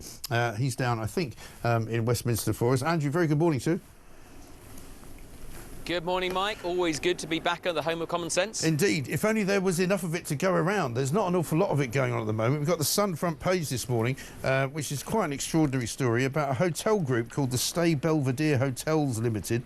They run 51 UK sites. They've won contracts from the government, and I'd have to say some of these might have come from the Conservative government as well. They paid £700 million a year of taxpayers' money. Quite an extraordinary haul for one hotel group, isn't it? It's unbelievable, and what a shocking use of taxpayers' money. Look, probably some of that was done under previous governments as well. We need to learn the lessons of that, sort out the courts, sort out the Home Office, get back to a position where we control who's in this country, be able to deport foreign national offenders, amongst others, and have an immigration system that properly works for the people of this country. And yet I also read in today's paper that this government, by stealth, is trying to take us back into freedom of movement. They may call it a youth mobility scheme, but if no one ever gets removed at the end of their time here, then it's immigration by another name. Yeah. And we've already got, an overheated market for housing, which is why these ridiculous amounts are being spent on keeping people in hotels. Yeah. The premium for British graduates has never been smaller, so they go, they work hard, they do what we ask them to do, go to university, and they don't get much of a better job as a result. So I'm not sure that the answer to some of the problems that we face right now is Yvette Cooper and Keir Starmer opening the borders again and getting more people to come here. Well, it gets worse than that, doesn't it? Because I was talking to Bill Cash a bit earlier on, who obviously used to be very much of a Brexiteer when he was in the government, in the Tory party on the back benches. But there's an awful lot more going on behind the scenes with the European Union. I mean, yesterday we got Ursula von der Leyen invited into Downing Street, sitting there telling us all that she and Keir Starmer are sort of bosom buddies, they're fellow travellers, they believe in the same things, and they're talking about a defence a pact of some kind with the EU. They're talking about fishing rights being given away from this country. They're talking about a net zero policy that would be similar. He called it a total capitulation back to Europe. Yeah, and this is a government that voted 28 times to reverse the consequences of the Brexit referendum, where people, the British will, the will of the British people was spoken. So they are not to be trusted. Do not trust them an inch. Or a centimetre, perhaps, as they would prefer to put it. You're seeing right now this thing, it's a bit esoteric, Mike, called the Product Regulation and Metrology Bill going through Parliament. That is the EU Surrender Trojan Horse Bill, and what it's doing is giving ministers power to move us back into alignment with Brussels standards all over again. So our hard-won freedoms, the freedoms that the Chancellor should be using to get a fantastic deal for British workers, businesses and the economy in Washington, they are secretly trying to subvert. It's a real challenge. Yeah, and it's sort of come out of nowhere, hasn't it? I mean, we know that Keir Starmer's obviously been very sort of cosy with European leaders in the past. We know that he likes to hang out with them. He's always trying to organise summits so they can all be together. But all of this actual kind of legislative activity has kind of come out of nowhere, hasn't it? Did you know they were working on all this stuff? Well, they were at great pains, as with so many other things, taking away the winter fuel allowance, giving away or paying to give away the Chagos Islands. As with so many things, at the election they were dishonest, they told lies, they deceived the British people, and once they got into power they reverted to type. And one of the types is a desire to take us into ever closer alignment with the European Union, so we no longer control our laws, our rules, our regulation and our economy. That is clearly something the Conservative Party has always fought against. Bill Cash is a strong Conservative and has always done that. It is what I and my colleagues are doing in Parliament, trying desperately, despite their supermajority, to fight the legislation that they're putting through that will take us back into the EU orbit. Yeah, absolutely. I mean, at the moment as well, the government is at its lowest level for an approval rating. They've lost yet more popularity. They're now -40, down from -32 just last month. You know, and like the economy, their popularity seems to be heading off a cliff.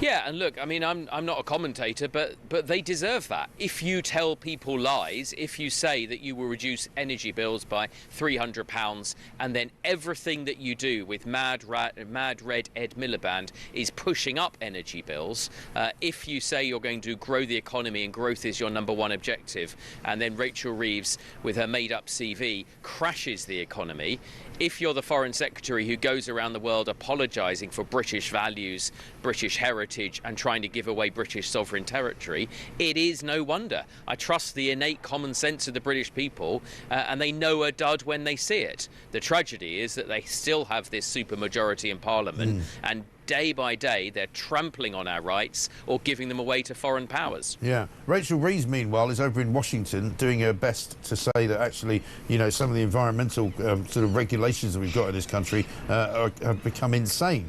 She's on a sort of collision course with Ed Miliband, who would like to put more of them on and would like to keep putting our prices up every single day that he's in power. What chance has she got, do you think, of convincing anyone that we are a stable country, that we are a growing economy, and we should have money coming in from foreign investors, which apparently she's trying to hook over there? I mean, I think she's got no chance. Well, if she does more listening than talking, which is not her strength, but if she does more listening than talking to some of our good friends in Washington who have got great belief in this country and its heritage, then she may well, despite herself, come back with a deal, a desperately needed deal. It's one of the few levers that can reverse the damage she's done to her economy. The US is our closest single country trading partner, and right now great industries, whether it's our automotive industry, pharmaceuticals, the financial services, are sitting here in a state of limbo caused by her failure to previously get in the room and previously get a deal. Now, that is completely unnecessary. If the government can give the assurances that our friends in the United States seek about not locking up people for errant Facebook posts, then it seems to me there's lots of reasons why we could get a good deal done with the United States, but certainly keep trying to look backwards, drag us into protectionist Europe, is likely to undermine the prospects of a good deal. Well, exactly right. And the other big problem we've got, of course, is crime. People keep telling us that all crime figures are getting under control. We're making the streets safer. And Keir Starmer put out a tweet yesterday because he was hanging around with the armed forces saying, "I'm making Britain more secure." Well, Britain is less secure, not least from the migrants coming in on the boats, but also on the streets of our cities. I mean, shoplifting numbers have now hit 500,000 plus over the course of last year. That's practically one offence every minute. Phones are being stolen in London at the tune of 2,000 a week. I mean, you know, it's lawless out there. It certainly feels like that, Mike, and the authorities, whether it's the Mayor of London or the Home Secretary, absolutely need to get a grip. What message does it send to criminals when this government is releasing people from jail before even the end of their reduced sentences? It just makes a mockery of the system. It must be enormously disheartening to our police forces when they're not engaged in woke agendas or attacking historical liberties like freedom of speech. So the government needs to badly get a grip. Parents, individuals, workers across our country know and fear that they are at risk from this growing wave of crime. Yes, quite right. Now, just because it's Friday and the sun's shining, I'm going to give you something to smile about here. Keir Starmer was down talking to some apprentices, I think, yesterday, talking about defence and talking about, you know, what people should be doing when they're aiming high for getting jobs. Have a look at what he told them. We're living in a world which is more insecure, and that's why we've upped defence spending. And it's really important when we talk about defence and security that it translates into well-paid, skilled jobs. I came on the apprenticeship programme at 18. My boy is 16, was just starting his A-levels. I've been saying that degree apprentices are really, really good. I actually studied politics at university. Oh, did you? My parents said to me when I was your age, don't go into politics. If only you'd listened to them, Andrew. If only he had listened. Look, I mean, let's. I think people go into politics to try and do the right thing, and we need more good people with broader backgrounds in politics. That's what I'd say to anybody interested in getting involved. Come and talk to me or the Conservative Party. But you've got to be honest. You've got to tell the truth. And what we're not seeing from this government ever is telling the truth. We've got, you know, genuine financial illiteracy in our Energy Secretary. We've got a Chancellor that has not told the truth about her own CV, let alone the consequences of decisions she'd made. Yeah. They're pursuing vengeful policies on things like closing down independent schools. Why would you do any of those things? Go into politics to try and make people's lives better. Have the back of business, don't attack business. Well, exactly right. Andrew, thanks very much indeed. Have a great weekend. Andrew Griffith, their MP, the Shadow Business Secretary as well, saying that, you know, if only Keir Starmer's parents were right and they told him more forcefully, don't go into politics, we wouldn't be suffering in the way that we are. Let's get a voice note. Here's Ash and Rob on Ed Miliband. Morning, Mike. Ash from Preston. John Rentoul knew absolutely what Miliband meant, and Miliband is so thick that he doesn't realise if you tax energy companies more, they will tax the consumer more. Clearly, that's nothing to do with the international price. And if you want to talk about international prices, the price of oil and gas is going down internationally. But of course, it's not going down in the UK. Cheers. Great show. Morning, Mike. Rob from Dorset here. Mad Miliband reading out that letter from King Charles. I take it Charles has still got all them gas-guzzling Range Rovers. Oh, of course. Yeah, well, he's got that car that runs on wine and cheese, isn't he? Aston Martin.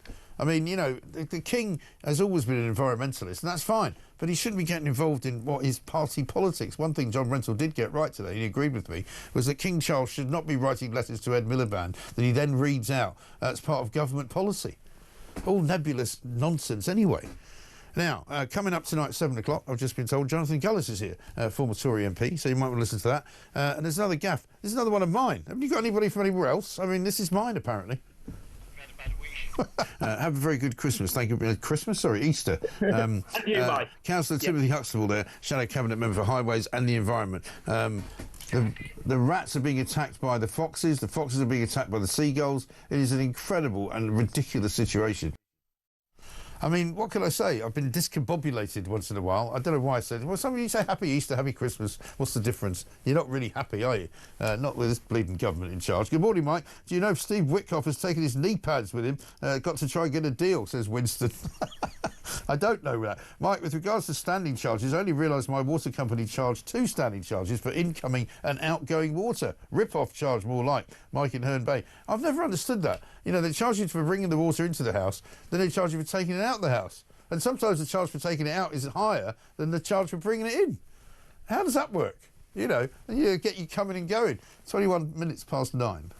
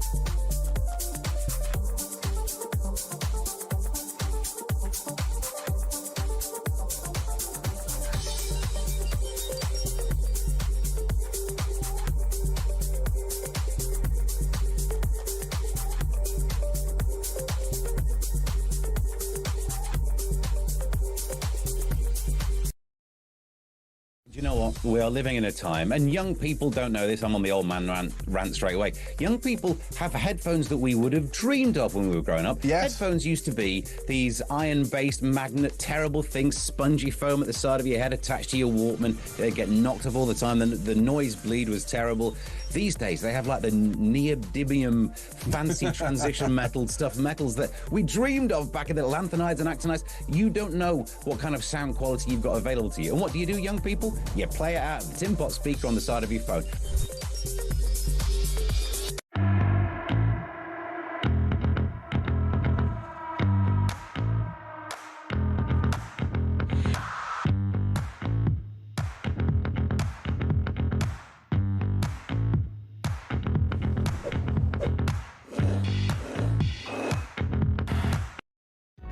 Across the UK, on DAB+, on your smart speaker, on your smart TV, and on your side. This is Talk. Welcome back to Morning Glory, 9:24. Here we are, of course, on the final show of the week, and Plank of the Week coming up at 7 o'clock tonight. Don't want to miss that. Morning, Mike, says Ian. Rachel Reeves once again breaking that glass ceiling. The first female chancellor to crash the economy. Brilliant. A couple of parking stories have come in as well. This one from JB in Aberdeenshire. Leeds Bradford Airport story for you. I picked my sister up for the Paris flight. Now £7 pickup cost. Drop her off 2 weeks later for her return flight. Arrive at the barrier. £3,950 due. Deary me. They say the camera never lies, but it does. Fortunately, a lady on the other end of the panic button had some common sense and actually let me through when the machine continued to play up. So all is not lost. Yeah, well, thankfully, this is why you don't want to ever have completely automated systems. Because can you imagine trying to get... I once got stuck in, I think it was Gatwick Airport, and it could have been Heathrow. I came back from a holiday and I left my car there, and I couldn't get out. and I was stuck at this barrier, and I had to, and it was sort of late, quite late, it was like 11 o'clock at night or something, and I'm pressing a button to try and get attention. Of course, it's just ringing. Nobody's answering it. And I thought I could be stuck here all night. Because it turned out I'd gone the wrong way, and I was actually, and the guy's like, you're actually at the barrier trying to get back in. I'm like, what? How did that happen? So I had to reverse out and go the other way. But the point is, my point is that if it's completely automated, you'll never get what you need because there won't be anybody there to help you. Keith in sunny Blackpool says vehicles all over the country, all high-end ones, are stolen to order, shipped in containers to Eastern Europe for resale. I've seen them being packed and shipped. Have a look at those container ships. There are thousands of them on board. The scandal's been going on for years. Don't forget my bumper sticker. Keep up the good work. Keith, as soon as we get some more bumper stickers, I will absolutely get one out to you. Here's one from Becky who says, my son parked at a Tesco car park and left 1 minute after his allocated time. He got a parking fine but didn't know because he'd gone to Dubai to look at leaving the UK. He got back to the fine, which had now gone up to £160. He's so fed up with his country and the government misspending his money. He's definitely going now. Well, I guess you don't have to pay the parking fine if you're leaving the country. I'm sorry, obviously that would be wrong. So that's not what I'm advising you to do. Let's get a voice note from Carl. Hi, Mike. Carl in Bury. If Ed Miliband is right about tax not increasing the cost of energy, then why did Labour bang on in opposition? Why did they bang on for about 2 years about the Conservative government not taxing the gas and electricity companies? What's the point of... What he's basically saying is there's no point in taxing them more because it makes no difference. Well, that contradicts exactly everything they've been saying for 2 years. Yeah, very true. I guess what you would say is that, well, we tax them in order to get money from them as opposed to taxing them to put the prices of the oil and gas up. But I don't agree that by taxing them, it doesn't necessarily mean the price goes up. Let's talk to Andrew Montford, Director of Net Zero Watch. Andrew, very good morning to you. Morning, Mike. Well, I mean, Ed Miliband goes more and more insane with every passing week, doesn't he? I mean, last time we spoke, he was, you know, coming up with some madcap plans. Now, he's managed to get a whole summit of people together to agree with him. And for Keir Starmer, let's have a look at what Keir Starmer said yesterday.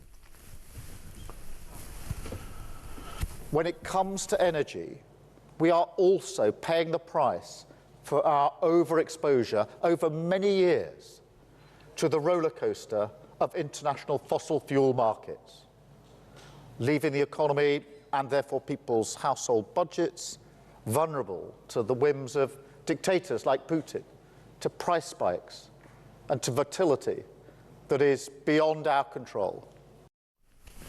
He makes no mention, of course, of the ludicrous net zero policies that have got us here and have made us so reliant on foreign energy. Well, I mean, it's an interesting point. There appears to be a campaign by the Green Blob at the moment to convince people that it's gas prices that are the problem. The issue with this is that the Ofgem data shows unequivocally that that is not the case. Essentially, your electricity bill is about £300 more expensive in real terms than it was 10 years ago. Yeah. Of that £300, about £75 you could say is something to do with gas, and about 150 of it, so more than half, in fact, is down to what Mr. Cameron called the green crap. So what Starmer is saying here is simply false. But everybody in the Green Blob is saying it at the moment, and they are trying to mislead you. I think what they're trying to do is to keep the renewables show on the road. So they're throwing all these things out here like, gas is to blame, but they're also stuff like, oh, we're going to do zonal pricing here. We're going to have different pricing across the country. And again, this to me looks like gaslighting. It's just trying to distract people from the actual problem, which is renewables. Of course. And, I mean, we hear all these ridiculously false figures as well. I mean, Starmer was banging on yesterday about £300 million investment coming in for some kind of onshore wind, and also £2 billion going into the green sustainable energy business, also investment. It's not investment, it's taxpayers' money that they're putting in because they're not getting any private investment. GB Energy is a sham company. It's a complete and utter waste of space. It doesn't do anything. And they're making out, and it got several mentions yesterday from Miliband and Starmer about how brilliant it's going to be because it's going to save us all a load of money. Well, where is the saving? Well, I haven't seen one. Absolutely. I mean, this 300 million or whatever it was for wind it's in fact just a disguised subsidy. Right. I think the problem was that the existing subsidies were getting so many bad headlines. They thought they would disguise an extension of the subsidies as something else. So they're saying this is to do with creating jobs in the UK supply chain. It isn't really about that. It's about giving wind farms more money than we were previously. Yeah. Because the wind farms are getting nervous. They can see that the writing is on the wall, and that the whole net zero thing is going to fall apart. It's simply because the country can't afford it anymore. Yeah, and also now that they've had this setback about the Chinese solar panels, and now apparently we're not allowed to buy them because they might have been built by slaves. Well, we told Miliband that 2 weeks ago, I think, and suddenly it took him a week to work it out, and he's now been told he can't buy any from China at all. And if you can't buy them from China, there aren't any. Well, exactly. So, so what are you going to do? Are you going to go to, I don't know, Spain or somewhere and buy really expensive solar panels? That's not going to help bills, is it? It's almost everything Mr. Miliband is trying to do at the moment. It's putting the prices of people's bills up, and you can see this in the official data. Bills are going to keep going up at least for the next 5 or 6 years, and probably beyond as well, until we realise, or the politicians realise, that we need to reverse, we need to change course, we need to go back to sensible electricity policies. That's what we're stuck with. It's really going to get quite unpleasant, Mike. But it's even worse than that, isn't it, in a way? Because Miliband is now sabotaging anybody who might want to think like that by filling in the wells for the fracking, so that nobody can ever go back there and decide, well, maybe actually fracking is quite a good idea. The same with the coal mines, cementing the shafts so that nobody can go and reopen them. I mean, it really is what I call industrial vandalism. I mean, there is an element of that. I mean, this is not as bad as the Conservatives blowing up coal-fired power stations, because that essentially is permanent. When he's concreting over wells, it's more about public relations, isn't it? Because, it's easy enough for somebody to drill another well, 20 paces further to the right, and, we can start producing again. So, yeah, that's PR. Yeah, but it's not as easy as it would have been if they hadn't cemented over the first lot. Yeah, absolutely. I mean, it is madness. I mean, this idea that, Starmer was quite clear yesterday that we're going to be using oil and gas for the foreseeable future, at least out until 2050. So why on earth would you want to be concreting over a gas well in the UK? Why is it better to import gas on a ship from America when we can produce it locally? At much lower carbon emissions, much lower price, plus tax revenue for the Chancellor. He's just not thinking this through. The whole thing is about making statements that appeal to the green blob. So closing the oil well is really just trying to make environmentalists happy. It's not about the vast majority of people in this country who just want and need lower energy bills. Yeah, and all this energy security summit nonsense run by the rather amusingly named Fatih, Turkish economist, who kept getting name-checked yesterday, and I thought they were just making fun of his name. Thanks, Fatih, for turning up, and it was, thank you, Fatih, great to see Fatih here. I was like, who's this Fatih character, to look him up. But, this idea that we're going to get into bed with Ursula von der Leyen and have some kind of joint Euro policy on net zero, it smells like panic. It smells like they're absolutely panicking, and they have to try and make something work, try and put some kind of policy in place before it all goes, I can't say the word really, but you know what I mean, before it goes up. Previous word. We're not going to get any energy security from the EU. We saw this, in 2022 when the prices went through the floor, and everybody across the EU started talking about cutting interconnectors to other country, and the French were playing silly bees with the Channel Islands, trying to threatening them with being cut off. Yeah, we need, the only security is in domestically produced power. Of course. So that means fracking, it means coal, and it means closing down the wind farms because they're not reliable. There's no security there. Well, I said this yesterday when von der Leyen was speaking to the conference. I said, so here are the European leaders who completely screwed up their own domestic energy supplies by being so reliant on Russia, telling us all why we need to have energy security. You couldn't make it up. No, absolutely. In some ways, it was. You could look at it as an anti-energy security conference. Yeah, Miliband is mad, and yeah, the sooner people realise that and get rid of him, the better. I don't know whether you saw yesterday on Twitter that Mad Ed was trending. So clearly, word is getting round. Oh, it is. Yeah, and he's looking more and more deranged. That interview he does with Sky, where he's trying to convince everybody that the price of gas is fixed internationally, even though it seems to cost an awful lot more in this country than it does anywhere else. It's quite remarkable. We've played it out quite a few times this morning, so I'll spare you this one. But thank you very much indeed, Andrew Montford, director of Net Zero Watch, who says Mad Ed was trending yesterday. Ed Miliband is mad. That's what he just said. Angela Knight, also very, very sensible woman, former head of Energy UK, called him a fanatic. There's something wrong in the world of Ed Miliband, and somebody needs to stop him before he really starts to either do some harm to us or some harm to everybody else. This from Pete in London. He says, if you think Mike, West from Dorset here. Hey? So no, I didn't ask for Rob yet. Steady on that. But they're all trying to go home early, this lot. Hang on a minute. I'll come to Rob in a minute. It says, Pete in London, if you think the West Midlands car theft figures are shocking, I have it on good authority that there are 175 cars stolen every day in the metropolitan area, and the police. Well, we've got Peter Blexley coming up. I'll ask him about that. Kevin in Birmingham says, what is happening to the vehicles? 1, stolen to order and shipped abroad. 2, V5 and VINS VINs from vehicles sold or scrapped used to replace stolen vehicles ID. 3, most vehicles stripped and parts sold legitimately. 4, used in robberies. 5, driven and dumped. You may be driving around in a cloned vehicle or have stolen parts fitted. I'm currently running an FOI across the UK police forces. I will report back. Very good one, Kevin. Thank you. Let's get Rob on migrants. Morning, Mike. Rob from Dorset here. I think we need to look at this immigration crisis, mate. I think the one thing you need to do is follow the money. This is a billion dollar business for someone, and someone is benefiting tremendously from all of this. And I think if we follow the money, you'll find there's corruption in all of it. Yeah, I can't disagree with that, Rob. Certainly the hotel companies are making a fortune. The people who are sort of handling the transport of these characters are making a fortune. There's money. There's always money at the root of all of this stuff, and you're quite right. We should follow it. Let's get another gaff. Here's Jeremy Kyle. Spooning with Mark Woogan. Woogan? Yes, Woogan. Mark Woogan. I'll go with Woogan. Mark Woogan it's has been Wogan taken for over years, but you know what? You're Jeremy Kyle. Change it. I don't care. So Terry Woogan. I can't believe I'm just literally. He's not well, Ryan. He's not well.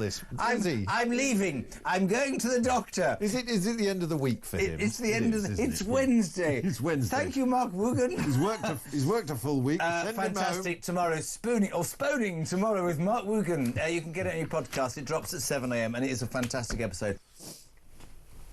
Jeremy Kyle happens to be on it, I think, this week. That's why it's so good. But there we are. We've got more to come. Peter Blexley is going to answer some questions coming up.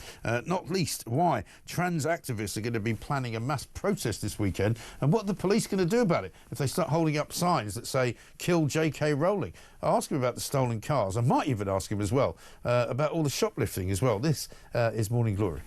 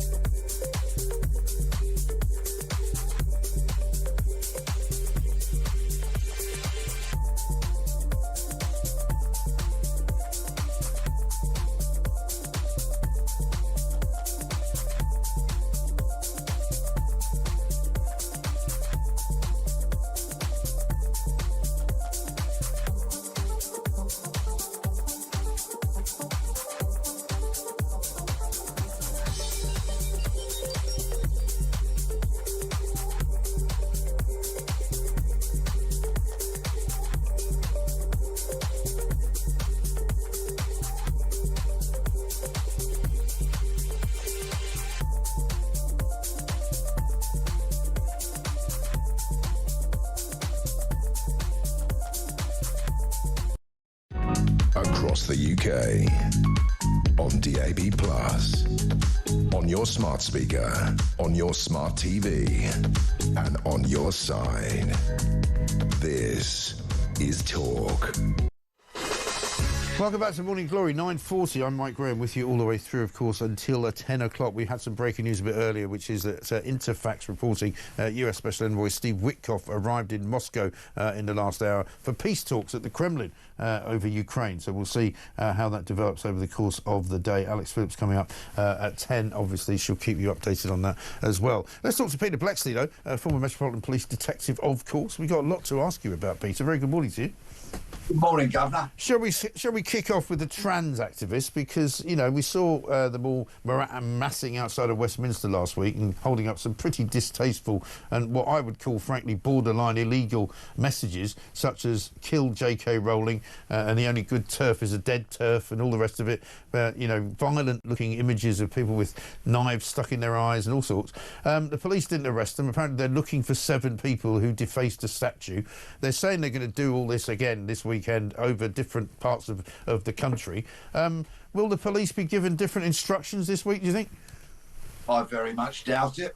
They will adopt their usual position in the 21st century, which is that of appeasement in regards to these kind of marches, whether it be trans rights activists or pro-Palestinian supporters, whatever it may be. If it goes anywhere near bordering on politics, they appease them. They stand by, they let them carry their placards, shout their vile chants and deface statues. And what does appeasement lead to? An escalation of bad behaviour. Right. That's what is the result of it. And it's about time our police services grew a spine, did what they're paid to do, and did what the public would like, which is take action there and then. Yes, because if they had done that last weekend, I bet you wouldn't get many of them out in the streets this weekend for fear of being arrested. And I don't for the life of me see the difference between somebody holding up a banner that's urging people to kill other people, which is only different from what Lucy Connolly did on Facebook, or on Twitter, rather. It's the same message through a different format. Yeah. And I was in Westminster on Wednesday, and let me tell you, the criminal damage done to the statues spreads further than just Parliament Square. Right. I found some trans rights graffiti, spray paint and others carved in walls, clearly within the sight of CCTV cameras. Yeah. That part of London is smothered with state-of-the-art CCTV. So I will be hoping that the Metropolitan Police broaden out their investigation beyond the statues to take in some of the other revolting and utterly unnecessary criminal damage that has been caused. Yeah, absolutely right. Meanwhile, if you can avoid them, you might be, in London certainly, it might be hard for you to avoid the gangs of marauding phone thieves. Phone theft has now doubled. When I reported on my own phone theft, and I wrote a piece for the Telegraph, I said it was happening at the rate of about 1,000 phones a week in London. It turns out in the last year that's doubled. It's now 2,000 phones a week that are getting nicked by these people. Yeah, and this is a year during which, and I'll give the Met Police a bit of credit here, they actually launched an initiative to try and crack down, and in 1 week they arrested about 250 mobile phone thieves. But this gives you some idea of the scale of the problem. It just goes on and on and on. It's becoming as vast as the drug dealing industry, where so many young people see it actually as a career choice. What are the repercussions? It's very unlikely that you're going to get arrested at the time.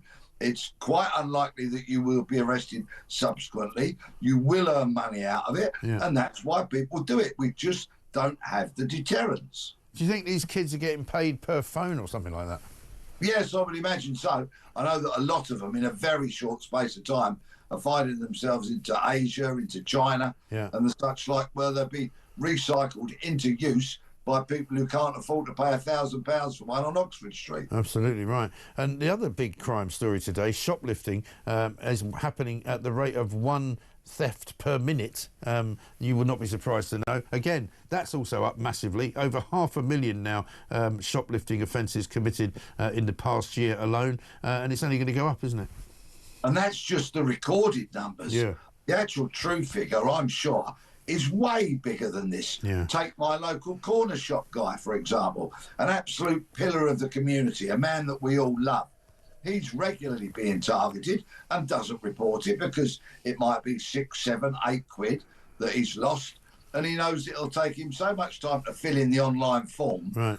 Quite simply, he'd rather be serving customers trying to make up his losses. Now, if that's a bit unscientific, I know, but roll that out across the country, and I'm utterly convinced there are many, many more offences of shoplifting that are just simply not being reported. Yeah, I'm sure that's right. Well, because even, you know, if he took the time off to look down at a form and fill it in, there'd probably be people nicking stuff as he was filling in the form for the last thing.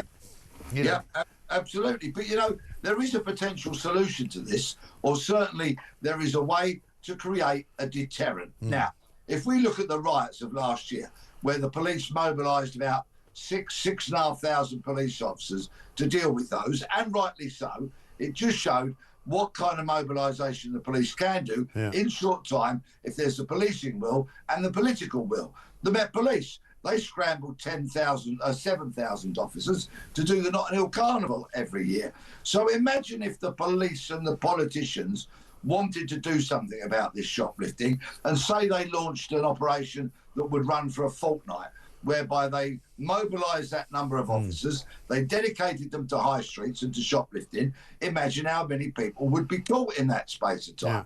But it won't happen, and I'll tell you why. Because the politicians will say, please don't do this. The CPS are under pressure and can't cope. The courts are under pressure with a massive backlog of cases. They can't cope. And, of course, there's no room in the prisons. So what's going to happen? The police won't do such an operation, and the thieves will continue to steal with impunity, and we pay higher prices. Yeah, meanwhile, we are at the wrong end of the wedge there. One final one for you. We just sort of discovered this by accident because a couple of people started texting in about it.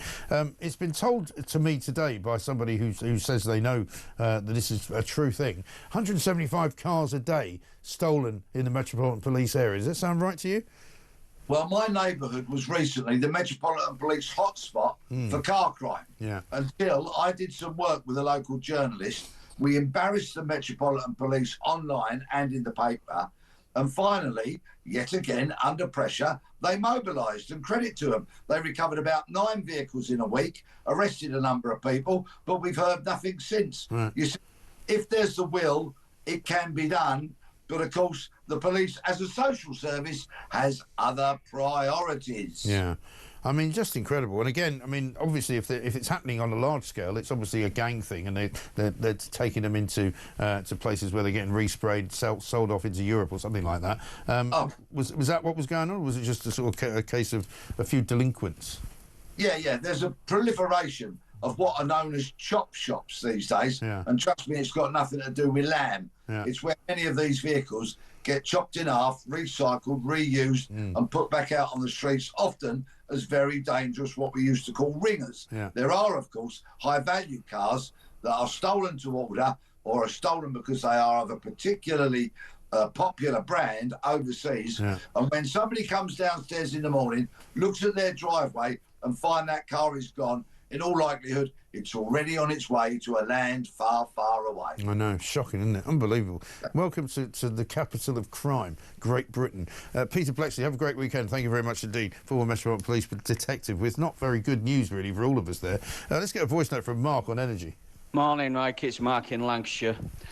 Oh, my Lord, from somebody who's worked in the oil and gas industry for many decades, please tell these people the difference between the wholesale commodity price and the retail price. The wholesale commodity price is set on the international markets. What we pay as consumers is our domestic retail price. That's why it's different. That's why we're one of the highest in the world, because the taxes are added to the wholesale commodity price, which make our domestic retail price. Taxes and also subsidies for our renewable green energy costs. That's why we're the hardest. And furthermore, if what they're saying was true, and it was totally set by simply the international price, then it would be the same everywhere, wouldn't it? How stupid are these people? Mark, thank you very much. It's what I've been saying. I mean, if it was set by an international standard, as Ed Miliband thinks it is, then it would be the same price everywhere. But it isn't, because it's not. You plonker. It's 10 minutes to 10.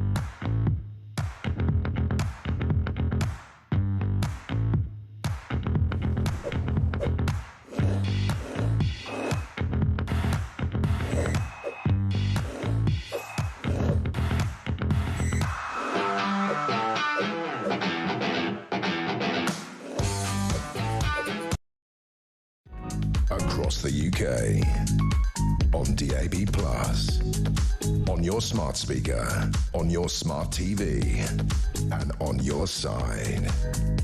This is Talk.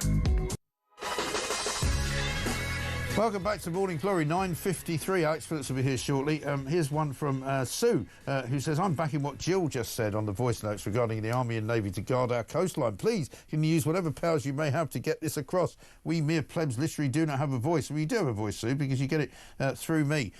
Well, if Keir Starmer would ever deign to put his face around the door here, I'd certainly tell him to take the helmet off and actually do some proper defence work. That would be one thing. Let's get a voice note from John on energy. Mike, it's John from Suffolk. Great show as always. Talking about the net zero green malarkey. It's clear the future is oil and gas, fracking, for the benefit of the UK citizen. It's clear that the future is nuclear, not solar panels, not wind farms, not tidal, nuclear reactors. We may even be driving, I don't know, one half-light nuclear cars in the future. That is the future. Yeah, I don't know about a nuclear car. I'm not sure I'd fancy that. What happens if somebody crashes into you?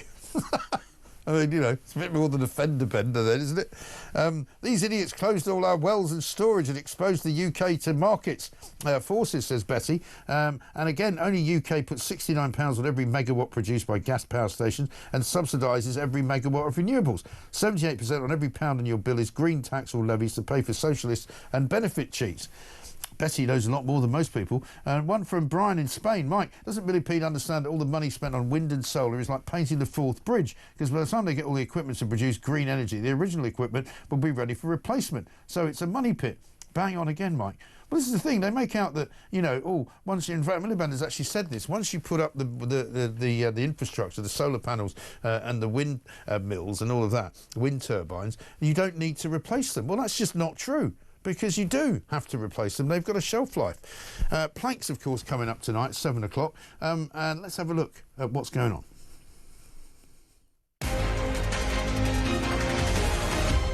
So it took 5 years and millions of quid, but finally the biggest court in the United Kingdom, the Supreme Court, decided, ladies and gentlemen, that a woman can't have a penis. Brilliant. I mean, it is, you wonder what the rest of the world's thinking. They're looking at Great Britain and going, what a fantastic leader of the world we are. It's taken us 5 years for that to come to pass.